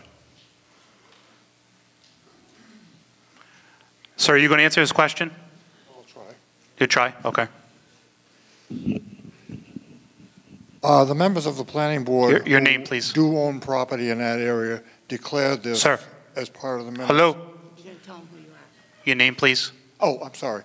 Dennis Rich, 230 South Road, Templeton. Thank you. And a member of the planning board. Thank you. The members of the planning board who did own property declared this as part of their actions. So they felt that that was appropriate to do. I'm not sure if that's acceptable to you, but The other thing that concerns me here with Mr. Drury's actions on this substitute motion is the fact that it begins to look more like spot zoning, which is also something that the planning board has attempted to try to avoid. Because it does end up showing preferences to certain businesses and not to others. So that's something that we've also attempted to avoid. That's why we did this whole large area rather than to just do specific businesses. So I thought that's something that needs to be considered. Okay, thank you. Mr. Drury, are you done with that? Yes.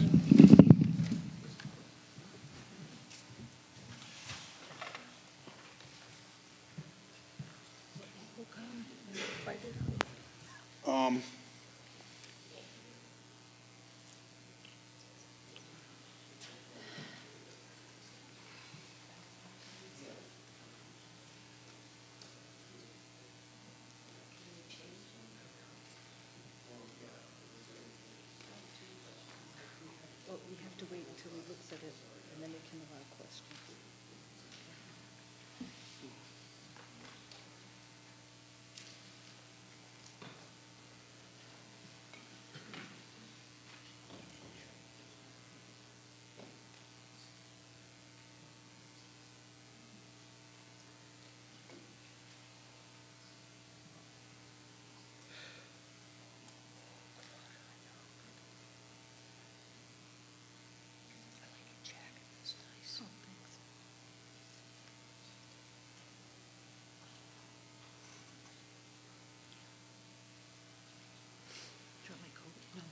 Over there.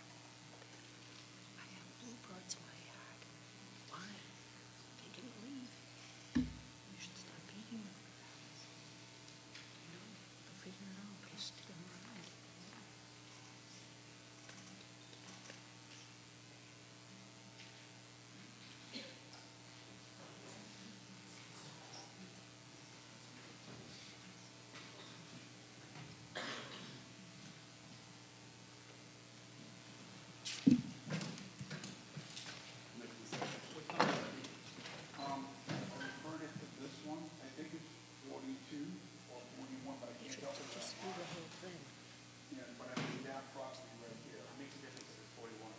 Well, sure it does.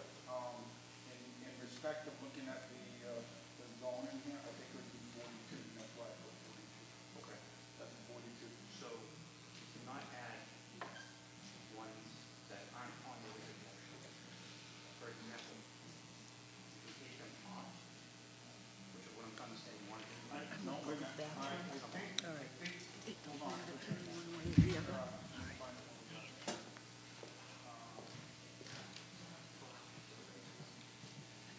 That property is actually, I think, is on the motion. And if it's not on the motion there, it's a mistake because it's colored there.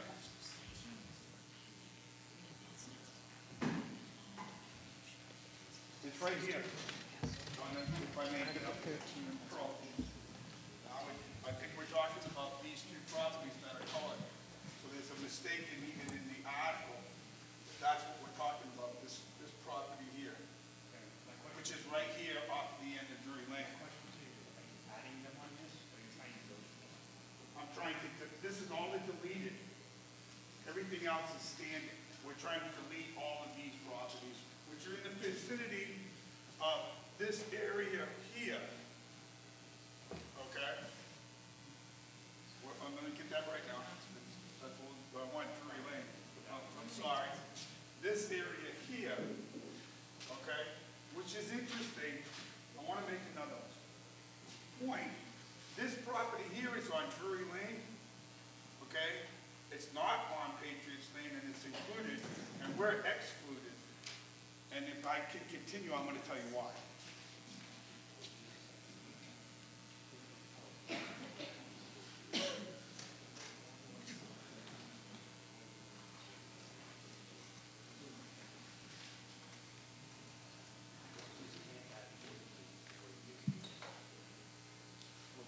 Specifically, 42 is right there, as you can see, onto that map, number 42. And it's not on the original?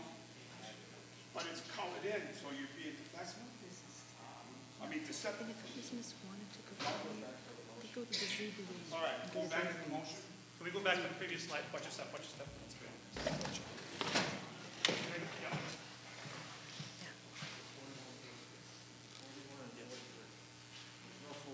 good. Okay, so it says 43 on the original motion. There is no 42. Okay. So you can't just add 42. All right. You can delete them, but you can't add them. All right, you understand that. My understanding of adding 42 was because it was colored in. Okay, that's fine, but you can't add it, so. All right, so we're not adding it, and it is exempt. On that point, that is exempt, being on Patriots Road, and what my neighbor here has said, being Pacific, that Pacific property has I believe an illegal auto body shop that he was considering getting taxed. Okay, The other situation, I want to further my discussion on this, if I may. And Give me 1 minute. Let's make sure we get this motion first, okay?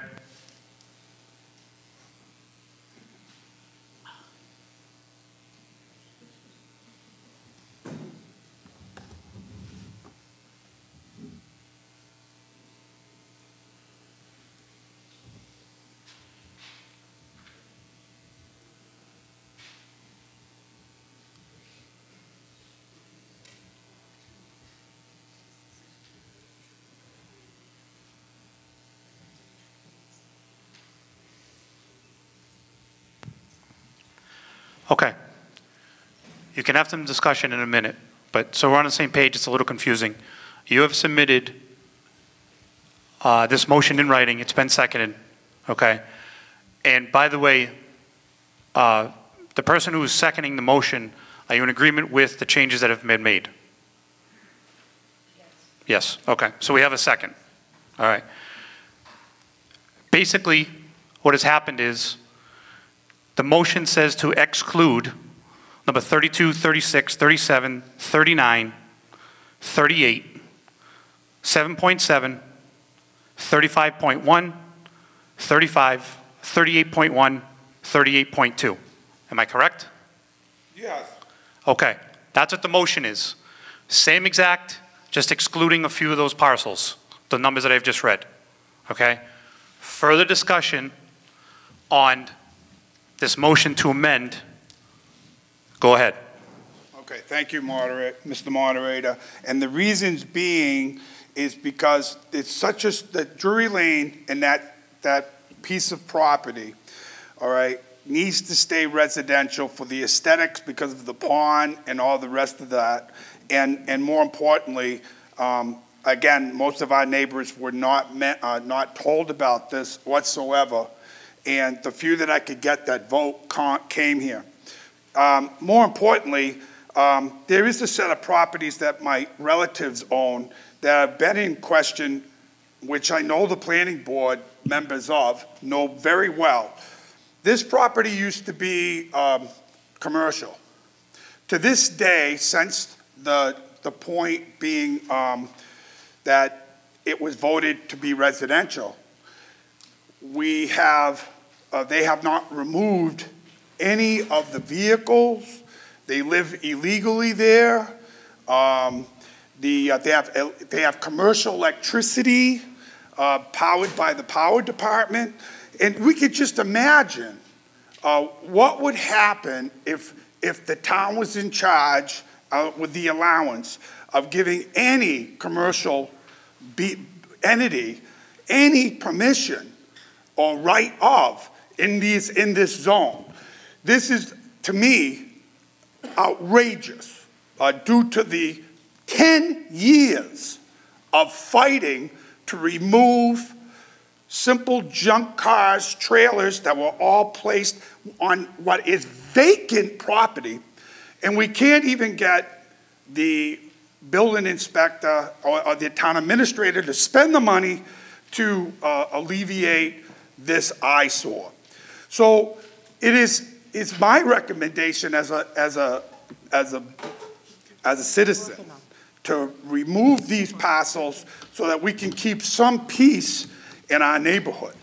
And it's very apparent that because of that little stretch that you see at Drury Lane, it's only the thickest part is 400 feet. And the bottom line is that is really not enough even for 5,000 square feet of new property for a residential, some sort of business commercial zone or whatever. And I have talked to 3 of the other people who don't vote here, and they're all opposed to this. So, we don't mind if you take the property from where it ends at 42 up the street where it's vacant and it's woods and make whatever you want. After all, going down 68 is an adult entertainment zone. So we welcome that area, but not in our residential area. We do not want it. Okay. And we weren't properly noticed. Thank you. Further discussion on the motion, which is the amendment that he made, excluding those parcels of land. That's what we're discussing right now. Dennis Rich, South Road, Templeton, also a planning board member. I'd just like to reiterate the fact that what I'm hearing here sounds a lot like spot zoning, which really is not supposed to be allowed in any town for that matter. It's showing preference to certain individuals and not to others. The other thing also I should point out is the fact that Route 2A from end to end has a lot of highway business on it. And eventually, it probably should all be converted to highway business. There's a lot of businesses that are currently in this zone that we're talking about that exist now, and this would just legitimize those businesses if we pass the motion as it originally was posted on the warrant. So I'd like to go back to the original warrant article if we can. Thank you. Thank you. Go ahead. You got to use the microphone. Terry Griffiths, 12 Drury Lane. I'm not sure if this is that time to ask the 2 questions that I had. As long as it's about this motion yeah, to exclude those parcels of land. That's what we're discussing right now. Okay, then I'll wait. Okay. Go ahead, sir. Dennis O'Brien, 259 Ball Road. I'd like to move the question. Okay. Do we have a second? Okay. So we are moving the question. It's very similar to the one we just did. Okay. All you are voting on is to move the question. Okay.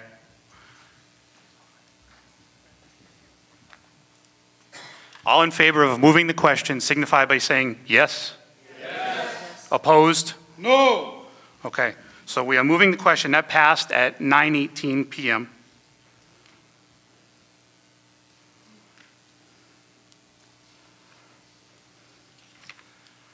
So we are clear. What we're going to be voting on now is this motion, which is an amendment to the original Article 13, okay? And as I stated earlier, it's the same exact thing, excluding number 32, 36, 37, 39, 7.7, 38, 35.1, 35, 38.1, 38.2. That's what we're voting on. All in favor of this motion signify by saying yes. Yes. Opposed? No. Okay, it did not pass at 9:19. I don't understand. Stop it. Just trying to get the time.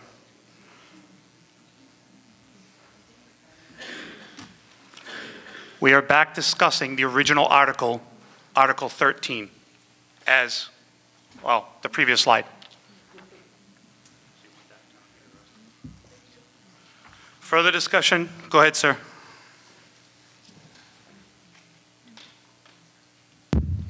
Hi, Robert May, 137 Shady Lane. Just a little bit closer, Robert, please. Oh, sorry. Thank you. Robert May, 137 Shady Lane. I appreciate the response from Mr. Rich. I would like to know if somebody could speak to the process in which the conflict of interest is dealt with on this, was dealt with on this, is my concern or my question. Whether somebody could speak to whether a voice statement at the board meeting is sufficient, or if there needs to be paperwork, what needs to transpire to legitimize the conflict of interest that's apparent in this question. Okay. If somebody could answer his question.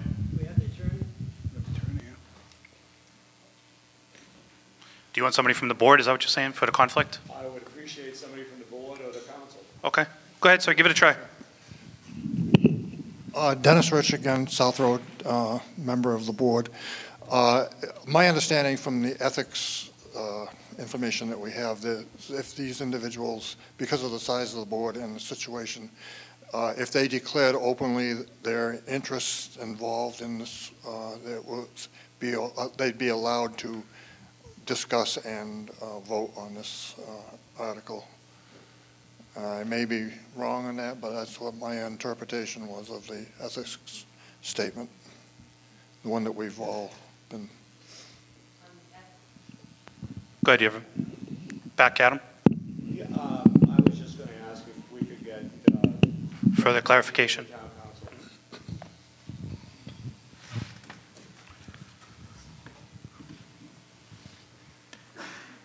Hi, I'm Paul Dorensis, Town Council, and I would say three things. First, we were not consulted in connection with the Planning Board's actions, so I don't know what the Planning Board did or didn't do and have not reviewed their minutes or their processes.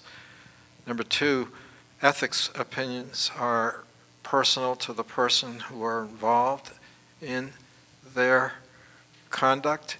It's a criminal statute, so we are limited to giving advice to those people who are public officials who are trying to make a decision as to what they should do.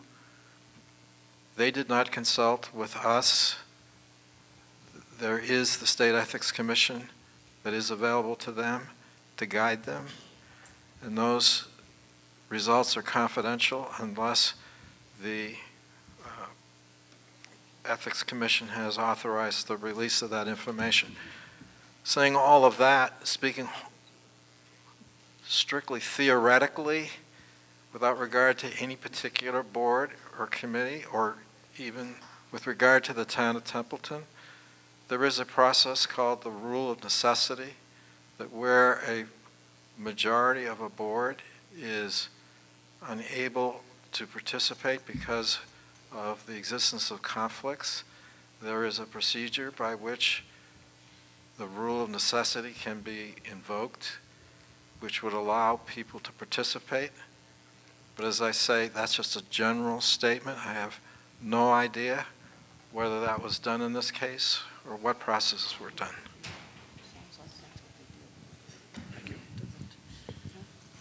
Go ahead. Yes. Terry Griffiths, 12 Drury Lane. I'd just like to make a substitute motion to pass over Article 13 as written. Second. Okay. I need that in writing, please.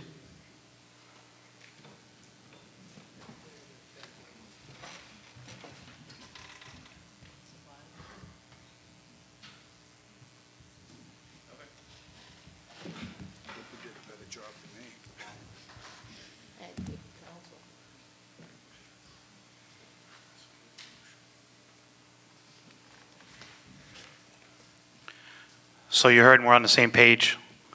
Substitute motion to pass over Article 13. We have a second. Further discussion on this motion to pass over. Go ahead. Again, I just make a plea to everybody here, Terry Griffiths, 12 Drury Lane, that our neighborhood is pretty, nature is important to us and to keeping the integrity of our neighborhood, and that you would consider voting to pass over this article. Thank you. Thank you. I'm sorry, Mr. Jerry, there's a couple of people before you, so do you guys have, I know you walked down. Do you have anything further? You two, are you good? Sir, you came down as well? Yep, correct. And again, we're discussing the substitute motion that was just submitted. Greg Griffiths, Story Lane. I don't feel as though there are sufficient people to fully represent the town of Templeton here, and this is being done in a very, very fractional portion of the representation of our community. And I feel like this whole thing should be passed over and given a little bit more air and more breath and more exposure. I cannot even identify on the map that you showed us what those parcels are. So the parcels that have been discussed aren't really identifiable by that map. So this seems very behind closed doors. Thank you. Mr. Jury, again, we are discussing a substitute motion just to pass over it. Yeah, I'd like to move the question. I want to vote on passing over the question, Mr. Moderator. Okay.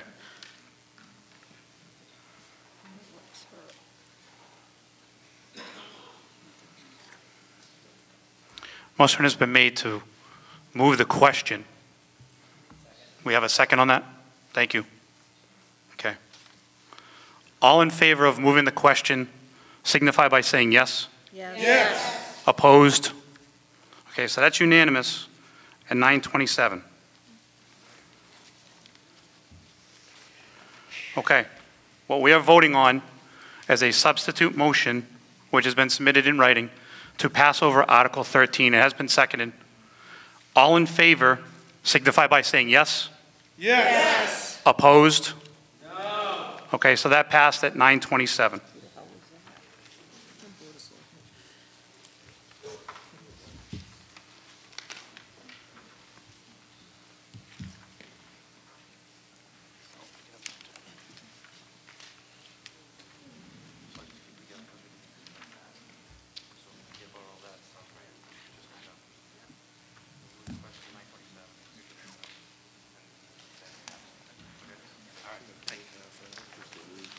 Article 14. Thank you, Mr. Moderator. This is a lengthy motion. So, it is. So bear with me. I move that A, the Board of Selectmen be authorized to acquire all or any portions of an interest in approximately 102 acres of land supposedly owned by the Walter Fernald Corporation located off of Fernald Sewell Road and Freight Shed Road and identified on the town's assessing map as map 2-7, parcel 40.6, map 2-7, parcel 40.3, map 2-7, parcel 44, and map 2-7, parcel 40.5. By gift or by purchase pursuant to any applicable law, with all such land to be under the custody, care, and control of the Conservation Commission for public open space, conservation, and passive recreational purposes. And B, the recommendation of the Community Preservation Committee be received and accepted, and the sum of $259,151.00 be appropriated for such acquisitions and all costs incidental and related thereto, with said appropriations to be met by a transfer of $181,405.00 from the Community Preservation Act account entitled General Budgeted Reserve and $77,745.00 from the Community Preservation account entitled Open Space, with the expenditure of said sum to be contingent upon the award by the Massachusetts Division of Conservation Services, the Executive Office of Energy Environmental Affairs of a local acquisition to the town of a local acquisition for natural diversity land, grant of at least $155,490.00 to reimburse the town for the expenditure of the sum, with 70% of such reimbursement amount to be deposited into the Community Preservation General Budgeted Reserve account and 30% of such reimbursement amounted to be deposited in the Community Preservation Open Space account, and further that after June 30th, 2019, any residual unexpended portion of such appropriated sum shall not be further expended, and 70% of the unexpended portion of such sum shall be restored to the Community Preservation General Budgeted Reserve account, and 30% of the unexpended portion shall be restored to the Community Preservation Open Space account. And C, the Conservation Commission be authorized to apply for and accept such land grant and such other grants or programs for which the town may qualify for such purposes.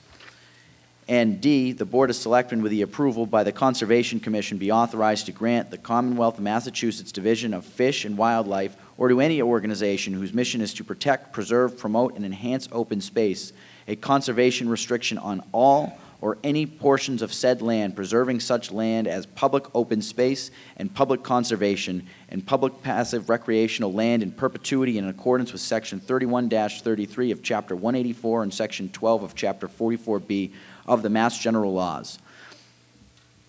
Strike that, Massachusetts General Laws.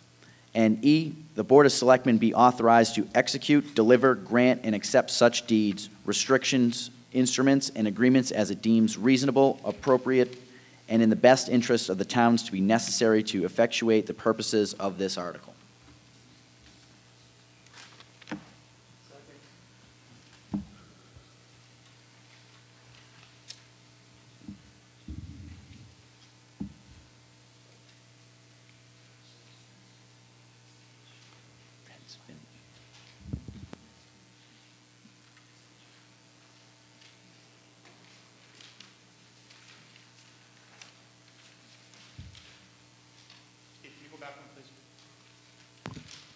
One more.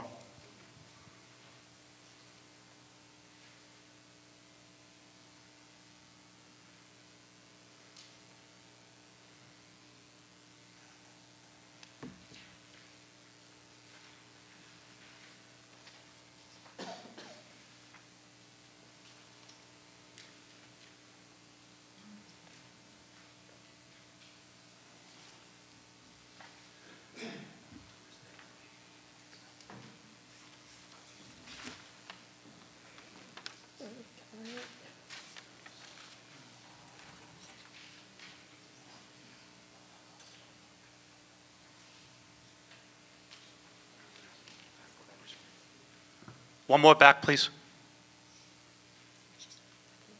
And one more. Okay. All right. Start from the beginning then, please. Okay, thank you. So just for the confusion, there are several slides, and then you'll notice on the side they all say like A, B, C, D, and E. Okay. So just to clarify, what you're reading is what's represented up here on the board. Yes? Okay. Because it's several slides long, you can go through them again, that's fine, but we just want to make sure everybody's on the same page. If you want to roll that slow, whoever's doing that, I don't know, on a 10-second delay, that way I can bet what's on there. Okay. Sorry, just we're on the same page, no confusion.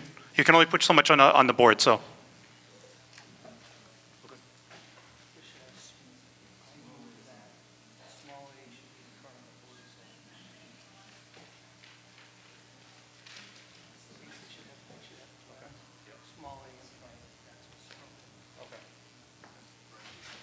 So basically, right after that, there should be a small a in parentheses.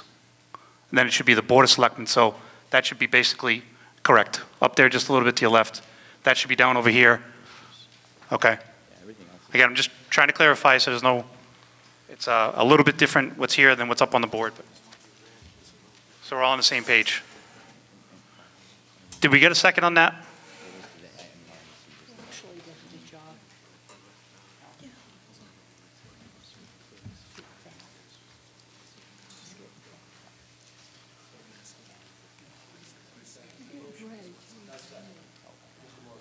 Let me hear it again, please.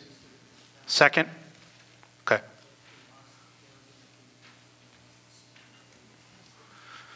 Okay. Advisory Committee. Sorry about that. Mr. Moderator, the advisory committee recommends for this article. Thank you. Further discussion? Come on down, use the microphone, please.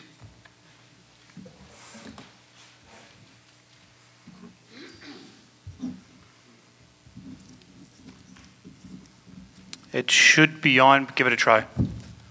There you go. Kenneth Case, 47 Evans Circle, Templeton, Mass. Listen, I come down tonight because, first of all, I got a question on this particular article. And what is this actually going to cost us, money-wise? Can somebody answer his question? I could, but I'd actually like to defer to who's championing this, John Henshaw. Okay. I knew his name.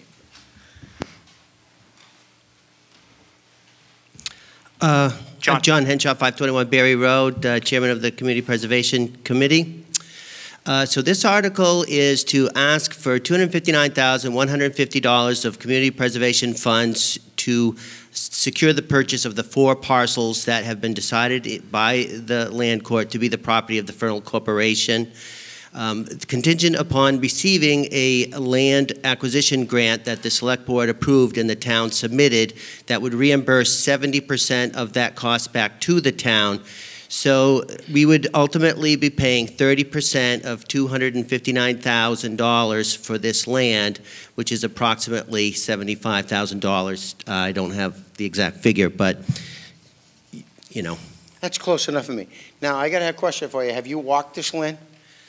Yes. Is it a little swampy? Well, certainly the 12-acre parcel that is on Route 68 is all swamp. There is some dry land around the edges. So the value of the property was determined by the process which is required by the state, which includes hiring a professional appraiser to go to the land and determine its value. And so that's where the value, the state will not reimburse us any figure greater than what has been appraised for. The appraisal came in for those parcels, and that is what we have submitted. Okay, now for this particular piece of property, what's the taxes that are being paid on it right now? These lands had, this was a long dispute, as you know, being familiar with the property up there at the Templeton Developmental Center. For the longest time, the state was under the assumption that they owned the land. This town had just left it as white space in its assessor's maps, showing it as Commonwealth of Massachusetts. The Walter Fernald Corporation, which has kind of been a nonprofit corporation, has over the years claimed it had ownership, took the state to land court, and ended up in 2013 determining the courts decided that they did indeed own these parcels. So up to that point, no taxes had been paid. It is my understanding that in the most recent year, the Board of Assessors did submit a tax bill to the corporation once they were informed that the land was not owned by the Commonwealth. So they got a bill. How much was paid, I do not know. We could certainly ask if there was anybody in the room that would know whether they paid the bill or not. And how much that bill is worth each year? Could we ask what the are you taking deputy off assessor the to tax speak? rolls? Well, if you look at what is under if you go to the town's maps and you determine, what the assessed value is, it's in much greater value listed through the assessment than through the appraisal. If it was indeed a $259,000 parcel and our tax rate was whatever it is, 17, bucks per thousand, I don't know what it is. Let's say it was 20. To make it easier, that would be $20 per thousand, so 259,000 times 20 would be around $5,100, $5,200. That being said, if, by my math on the floor here, if it was indeed a nonprofit corporation that was in full stead, then there would be no taxes. Okay, I'm a member of Fernco Friends Incorporated from the school up here in Templeton. All right, we were the ones that before this had we were the state, and I was also the director of plant operations. Those lands up there are all swampy. There's very little dry spots except next to the road. What had lumber on it, logs on it, was logged off by the state, or for the most part, where they could get in. Some of the muck that's in those swamps is up to your chest deep, because that's where a guy died and we pulled him out. All right? I got nothing against open space, believe me, I hunt. And I appreciate the open space and I appreciate what you do. But as I went through this and I happened to see what this land was and where it was located, first of all, it's not even located on a road. Unless you can tell me the accepted road that it's on. Well, we all know, those of us, and if I may keep responding, the town has gone through a process of discontinuing the roads up there in a urination contest with the state about the plowing, and whether that has stayed or stuck remains to be seen. These present owners were not notified of that, and they might have even indicated that they have been aggrieved by a taking if they did indeed own that land, and the road was closed, and this, that, and the other thing. So the land is there. It's up for the townspeople to decide if they want to spend their community preservation funds to keep this land open. It would be open for hunting and recreational uses. The lands do have frontage on these roads, whether you call them whether they are accepted or approved or whatever, it's moot. If you go down there, you know where that pond is, adjacent to the... That's Hansel's Pond, yes, right, I know where it adjacent is. to that pond, going to the north. There is plenty of a ridge there. I've walked that land. Yeah, there's a lot of wetlands. I mean, it's Templeton. Their other parcel, the hugely swampy one, is over the 12-acre piece, and there's that other piece that's at the intersection of where what is now called Elliott Flats Road and the road to the Brook House, 35 acres there. You go back there, there's a lot of wetlands there. So, you know, do you want to see it wetlands? Without it moving forward in this, the land is in the ownership of the nonprofit corporation, and they are at will to do with as they will. And, certainly, the road question, and there's plenty of legal questions. I think this is a good use of community preservation funds, and I hope everyone will support this article. I would agree with that, okay, with the exception that, we've got good land over in East Templeton where the lakes were, that preservation, I should think they could do something there instead of working on a place that, first of all, the corporation hasn't been paying their taxes in town.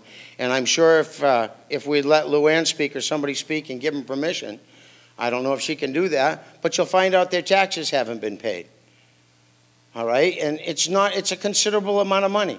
And here we're taking and we're going to buy cropland with no road frontage that they can't do nothing with anyway because it's so wet. And the acreage up there that you need to build on is what, 5 acres, if I'm not mistaken? Yeah. Because that's supposed to be, I think that was a special thing that we all did. We made in case the state ever got dissolved. When the state dissolved East Gardner, go up there and look at the roads today. They shut them down. The trees grow over them. You can't drive down any of the roads except to the prison today. You went out to West Cottage and Westminster Cottage and all of these different places. Roads are gone. There's been walking trails. Can I finish? There's been walking trails up there, okay, that we put in when I was working there. We put in God knows how many thousands of feet of walking trails. The number of people that walk them trails, all right, you can't even, they're all grown in today. As far as hunting in some of those places, I hunt, and I know that area good, and I won't go in them. But you want to spend $70,000, I don't care what building you take in town, and you want to preserve it, you have my vote. If you want to take a piece of farmland from any farm in town, you got my vote. Okay, but when it comes to taking swampland that you don't even have road frontage on technically, and if we take it, then are they going to look at us and say, oh, wait a minute now, you've got land on that road. You've got to plow it. You maintain it. We went through this a year ago. Okay? I'm definitely opposed to this, not because I don't want open land, because I do. But I really feel that in this particular instance, if the land's no good and they don't want it, they're going to give it to you anyway. So why spend $70,000 for it? Okay, Ken, thank you. Go Go ahead, sir. I've already said my piece. I just hope that the people will vote for this, and I think regardless of what the condition is of the roads or whatever, keeping the land open, these are the properties that are eligible for funding to get open space protected, and that's part of the mission of the Open Space Committee and the Community Preservation Committee, and the townspeople have always supported these efforts, and regardless of what one person's opinion is of some property, it's what we need to do for the good of the town. So everybody is entitled to their opinion and their vote, and that's all. John, before you walk away, Cameron Forts, Board of Selectmen, wasn't the state interested in picking out a parcel, a large swath of land nearby in that would actually, that's kind of why this deal was very lucrative at the time, was that there was also another interest in the state's effort to acquire some pieces of land out there as well, correct? Oh. Cameron, can you just speak up? You're on, just a little bit closer, louder. So there was an interest by the state to acquire land nearby to this. So I remember when this had come across the Board of Selectmen's desk and office, that was what made this also lucrative as well, was that the state was also going to invest in conservation of this land as well, and that was a potential interest. That's correct, right? Go ahead. Yeah, so, and I apologize for the quality of the map that you see up there. Those are the parcels that were settled in court to own to this corporation. The one that's to the bottom and to the right is approximately 345 acres. That's the one, if you're up on Norcross Road and you see the barn that's out there built on that land and those fields up there, that is the land that the state has brought forward to their Fish and Wildlife's Lands Committee and has approached the landowner as well to preserve that, so that all of the lands that are not owned by the state would then be protected. Now, it has been advised to me that we also need to request from the state what their ongoing plans are for the properties as their mission has changed up there. So even though, you know, these islands you see up there are all part of, you know, over 2,000 acres of land of, you know, Senator Brewer in 2002 put some protections on a lot of the land, but some of that land was land that is now proven to be held by this other corporation. I challenge everybody up here that wants to really see the land, go out and walk. Yes, there's swampland, but it is in amongst the most beautiful part of town. And we're trying to do our piece to settle 102 acres. If the town got it, we would look at putting some kiosks and some interpretive trails perhaps, and then also working with Fish and Wildlife, who has that big 345-acre corridor. You know, if these parcels, which have this road frontage question, also serve as frontage to those larger parcels as well, which are fields, you know, so that is true, Mr. Forts, yes. Yeah, Dennis Mr. O'Brien, 259 Ballinville Road. I got to agree with Ken. I mean, I'm all for this conservation and land, but why are we going to buy a piece of property that nobody else wants? It's no good for anything, and we're going to pay $70,000, and we're going to lose tax revenue off this property because they're not going to sell it to anybody because it's not worth anything. Okay, thank you. Go ahead. Were you next? I know Ken walked down, so. Yeah, while I was here, Luann, can I ask you what's Thank you. owed? Oh, I'm sorry. Kenneth Case, 47 Evans Circle, Templeton, Mass. I know the tax assessor's here. Maybe she can tell us something about the land, because I'd like people to know what we're losing, and I'd also like a legal standing on, once we own land on both sides of the road, do we own the road? Who owns the road then? And who's going to pay to plow it? Who's going to pay more for maintenance? Go up there and look at the edge of the road. If you drive off parts of that road, you're going to go down in 2 feet now. The state hasn't maintained it since I left. The road's a mess. If somebody gets hurt, who's And if somebody gets hurt, then who's going to be liable? And you own the land on both sides of the road. Before the state turned around, when I worked there, and they said, we own the road. I know, because I was the one who rebuilt it. I built it with state funds. Okay? And at that particular point in time, they said, I said, well, wait a minute, I got to go to the town and get a permit. They said, no, you don't. We own it. That's just what they told me, and my working foreman's sitting up here in the back to tell you. So I watched that road go in, and I watched it I was the one who laid the asphalt. I was the one who did everything for it. I was also the one who put the water mains under the road. This is, to me, this is, I don't know who's going to be liable for the road, but I know I've lived in town all of my life. And I'm 67 years old and I live on an unaccepted street that I can't even get it paved. And it's been there for almost 40 years now. And when it comes to taking a state road, because certain people want to get Freight Shed Road accepted, that's wrong. This is just a bad deal. Just my opinion, people. I'd like you to vote against it. And yep, you've been heard. Let the state have their land. The state's got millions of dollars to buy land. They buy Birch Hill, they buy everything.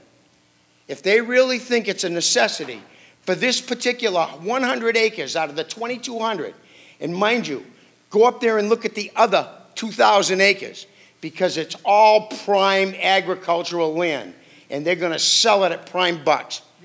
And it is for sale right now. All right, Ken, thank you. Okay? Thank you. Go ahead, sir. You're next. 1 second, Steve. Yep. Greg Griffiths, Story Lane. One of my concerns would be whether or not this land is already protected by the Wetlands Protection Act and by, you know, things that we don't have to worry about. And the other concern too is that if there's an opportunity to protect this land, it'd be extremely intelligent to grab it while we can, and just to make sure that it is protected. Okay, thank you. Mr. Jury? Yeah, Steve Drury, 18 Drury Lane, and I would like her to speak to the tax, what is owed. Because, you know, if we're going to spend $70,000, and then we already, the town is already owed for this property through the organization, well, maybe we can just confiscate it. Maybe they'll just give it to us. So let's, you know, what's going on with that? And what procedures have been, you know, open to that? Let's entertain that. Luann, if you'd like to speak, I will allow it. I know you're a non-resident. If you don't want to speak, you don't have to. I'll tell you, because it's public record. 2 years ago, it was settled, the Commonwealth settled with Walter E. Fernald Luann, School. Can you just identify? Can I what? Can you identify yourself? Oh, I'm sorry. Luann Royer, Deputy Assessor. Thank you. 2 years ago, just a little history, I'll do it quick. The Commonwealth settled with the Walter E. Fernald School, and they gave them 400-plus acres. They were a nonprofit company, corporation. They sent us all their paperwork. I subdivided all the land, broke up all the parcels, sent it and put it on our town maps. At that point, my Board of Assessors reviewed it, and they don't feel that the Fernald School, Walter E. Fernald, was using the property for the benefits of the clients, because as you all know, the clients aren't up there. There's only a few houses up there now, and those houses are on the Commonwealth of Mass property. So we questioned it, and we said, it's not being used for what you're supposed to, for nonprofit status. So 2 years ago, starting in 17, we started assessing the Walter Fernald School for taxes. They have not paid their fiscal 17 taxes, and to date for fiscal 18, they have not paid those yet. Today I ran a file and also checked with the town treasurer. To date, right now, they owe the town over, what is that? $34,557. That's accruing interest and demands. They're questioning our liability and are we able to tax them. They have not paid the taxes, so right now it does stay on the town's tax roll and they do owe us money. And until they can prove otherwise, we will take them or they will take us to appellate tax board. Thank you. Further discussion? John Headshaw, 521 Berry Road. Just so everybody does know, if it is determined that they do indeed owe the taxes, as with any real estate transaction, the town is the first lien holder, and that money would come right out of the money anyway. So, you know, if the money is owed, the land would, and this goes forward, the land would not transact without those taxes being paid to the town out of their money. Thank you.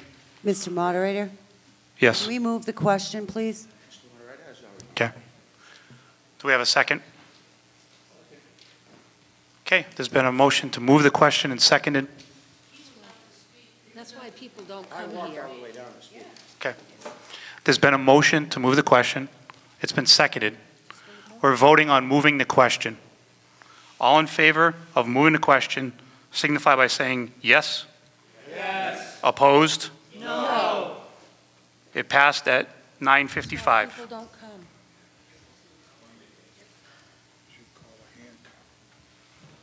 There's not enough people to count in. Okay. We've had some discussion on Article 14. We're now voting on it. All in favor of Article 14 signify by saying yes. Yes. Opposed? No. It did not pass at 9:55. I'd like to request a hand count if there's 6 others that will join me.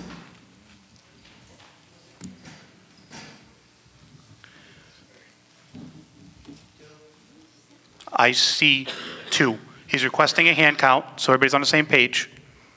We need 7 or more. 7 or more? You gotta stand. Okay, we have 3. That's why people don't come. Okay.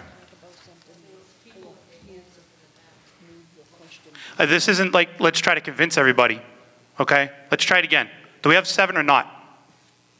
I see 1, 2, 3, 4, 5, 6, 7. Okay. Hand counters, come on down, please. You lost 3 of them.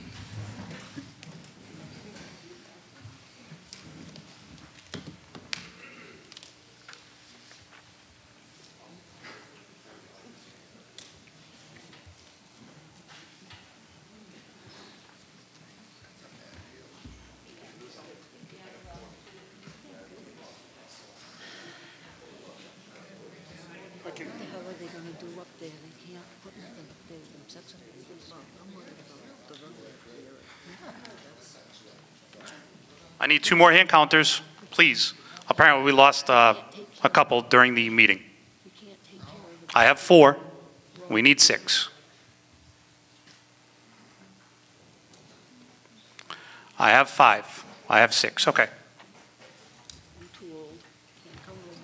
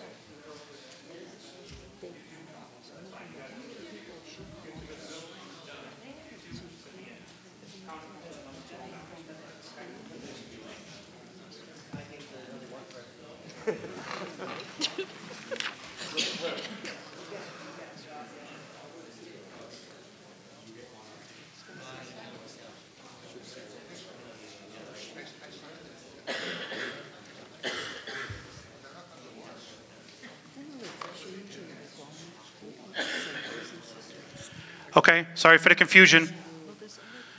If you are in favor of Article 14, please raise your hand, keep it raised until your hand is counted so we can get an official count. General, we need to have some business in town.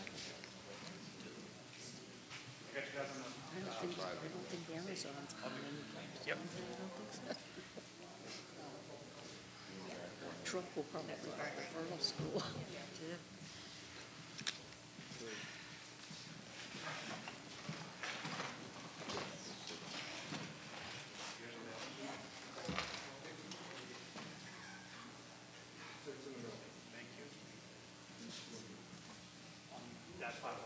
Did you guys do the advice board?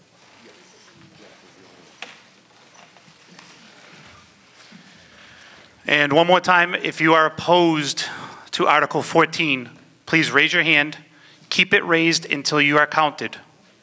Thank you. Hand counters, start at the top, come on down.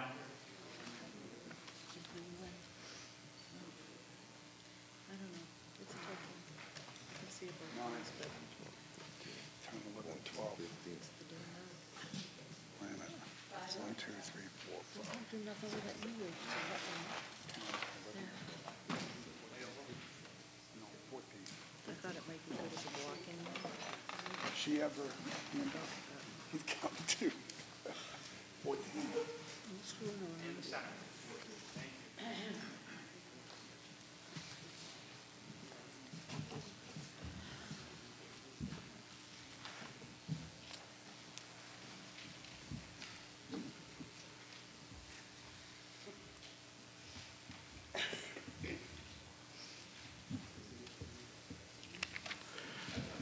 Okay, as stated previously, it did not pass.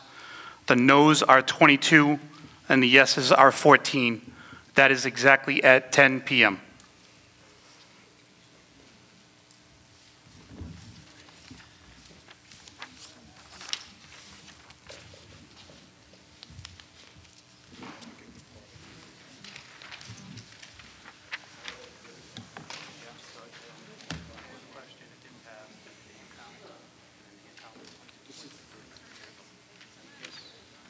Article 15. Thank you, Mr. Moderator. I move to amend Article 2 of its revised general bylaws as follows. 1, by amending Article 2, Section 1 by deleting May in the first sentence and replacing it with June. 2, by amending Article 2, Section 2 to read as follows. All business of the annual town meeting, except the election of such officers and the determination of such matters as are required by law to be elected or determined by ballot, shall be considered at a meeting to be held on the third Tuesday of May and must be completed on or before the fourth Tuesday of May at a time and place designated by the Board of Selectmen. Thank you. Second. Second. Advisory Committee. Mr. Moderator, the Advisory Committee recommends for this article. Further discussion. You're fine. Come on down. Yep.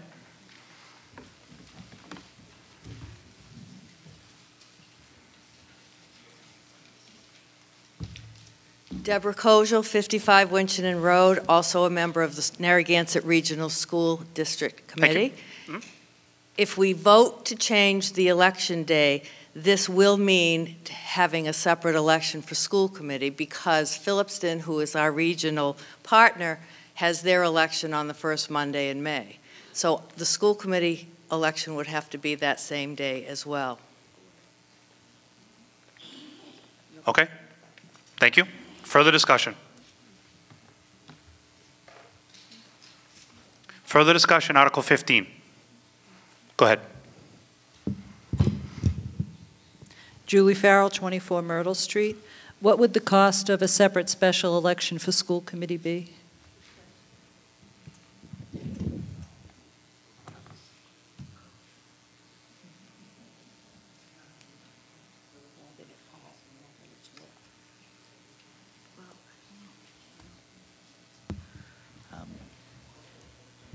It's coming. Okay, thanks. No problem. So it's not a given. Cameron Forts. Oh, thank you. My apologies. Yes, Cameron Forts, Board of Selectmen. It's not a given that they won't change their date, and we don't have a number or figure for that. Do we have a rough ballpark? And then I will defer the question to the town clerk. That's acceptable. She just said between 4,000 and 5,000. Correct. Yeah. Further discussion. Further discussion, Article 5. Go ahead. I got to say, with the change here between May and June in the first part, when I was elected as a young guy getting into municipal government and politics, I sat in this meeting, and it was a new experience for me. I hadn't gone through the budgets. I'm expected to do things that I wasn't participating in. I think the big value add here, especially in the first part, is that you have people like John Columbus who sat for the budgeting process and built some of these warrant items that were on that meeting. He should have been here to articulate and defend those items because he was working on those. To stick somebody new into the process, it really makes it difficult to continue that continuity and that dream. I think there's a lot of value add in Section 1 in this. Section 2, actually, do you want to speak to Section? Yeah, so there's a number You're of advantages. not Cameron Forts anymore. Doug Morrison, Board of Selectmen. Thank you, Doug. There's a number of advantages to moving the town meeting before the town elections. Just as Cameron was saying, it allows the sitting board to, defend the articles that are on the warrant at town meeting. It also gives us the ability to discuss in good public forum with positive and negative feedback from the public on things that are going to come up at the ballot, such as, overrides or debt exclusions or those types of things. So there's a lot of advantage. It also gives us additional time in the budget process, because the budget, we can't finalize the town budget until we have information from the state, information from the school district, information from Monty Tech. And a lot of times we don't get those very early in the process. So by adding additional time on the back end after we have that information to get the town budget more refined is better for all of us. So there are several advantages by moving the town meeting ahead of the town election. And the window for getting it completed in 1 week just allows the business to get done. We've had meetings in the past that were 4 nights spread over 2 whole weeks, or 3 weeks even. So it's just, improving our process by having the town meeting before the town elections. Thank you. Further discussion?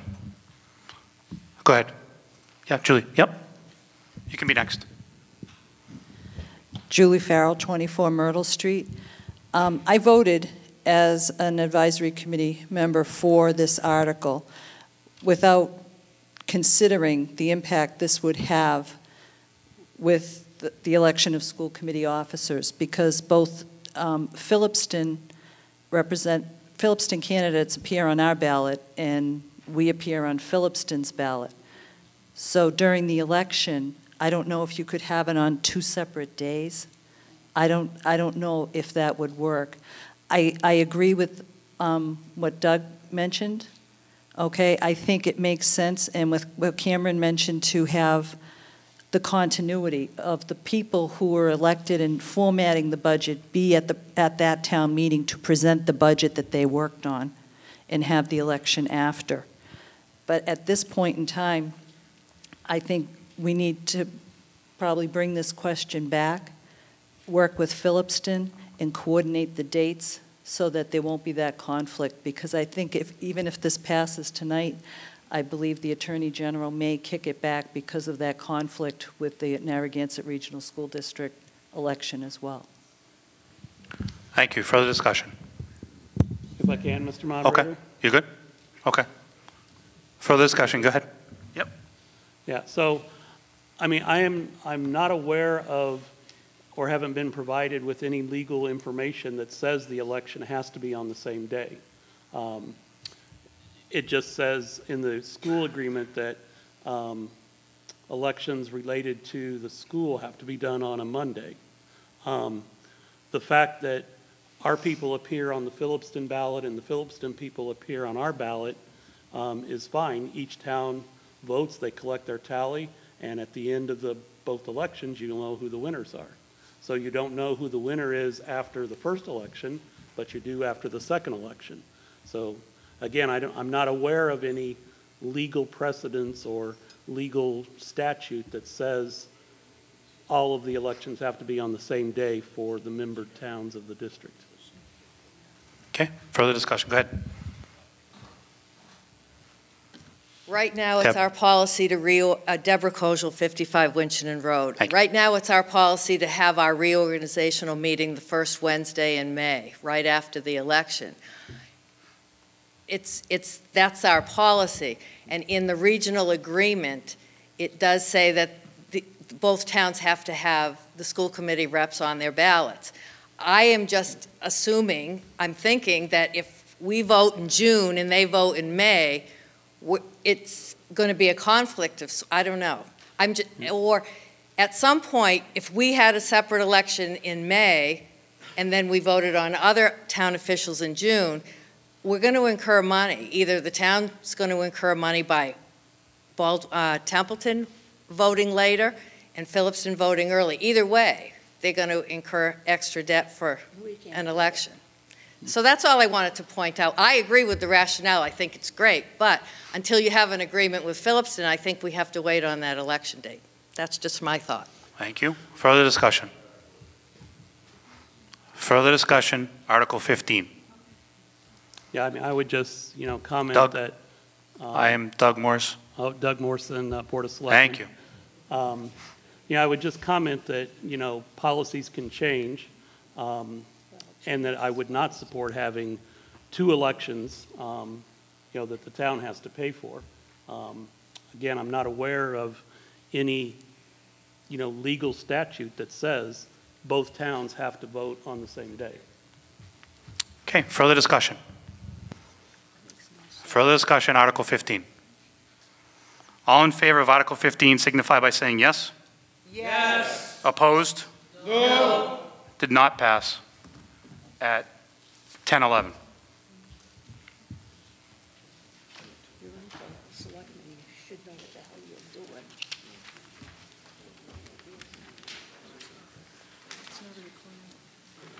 Article 16.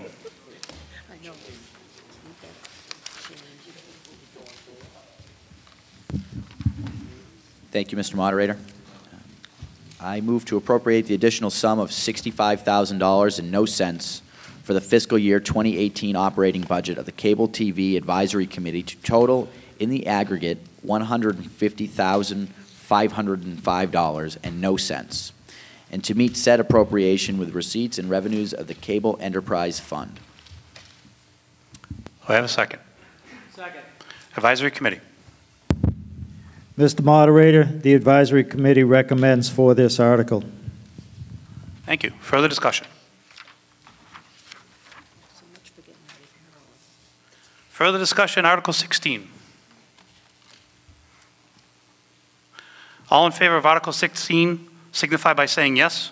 Yes. Opposed? Okay, so that's unanimous at 10:12.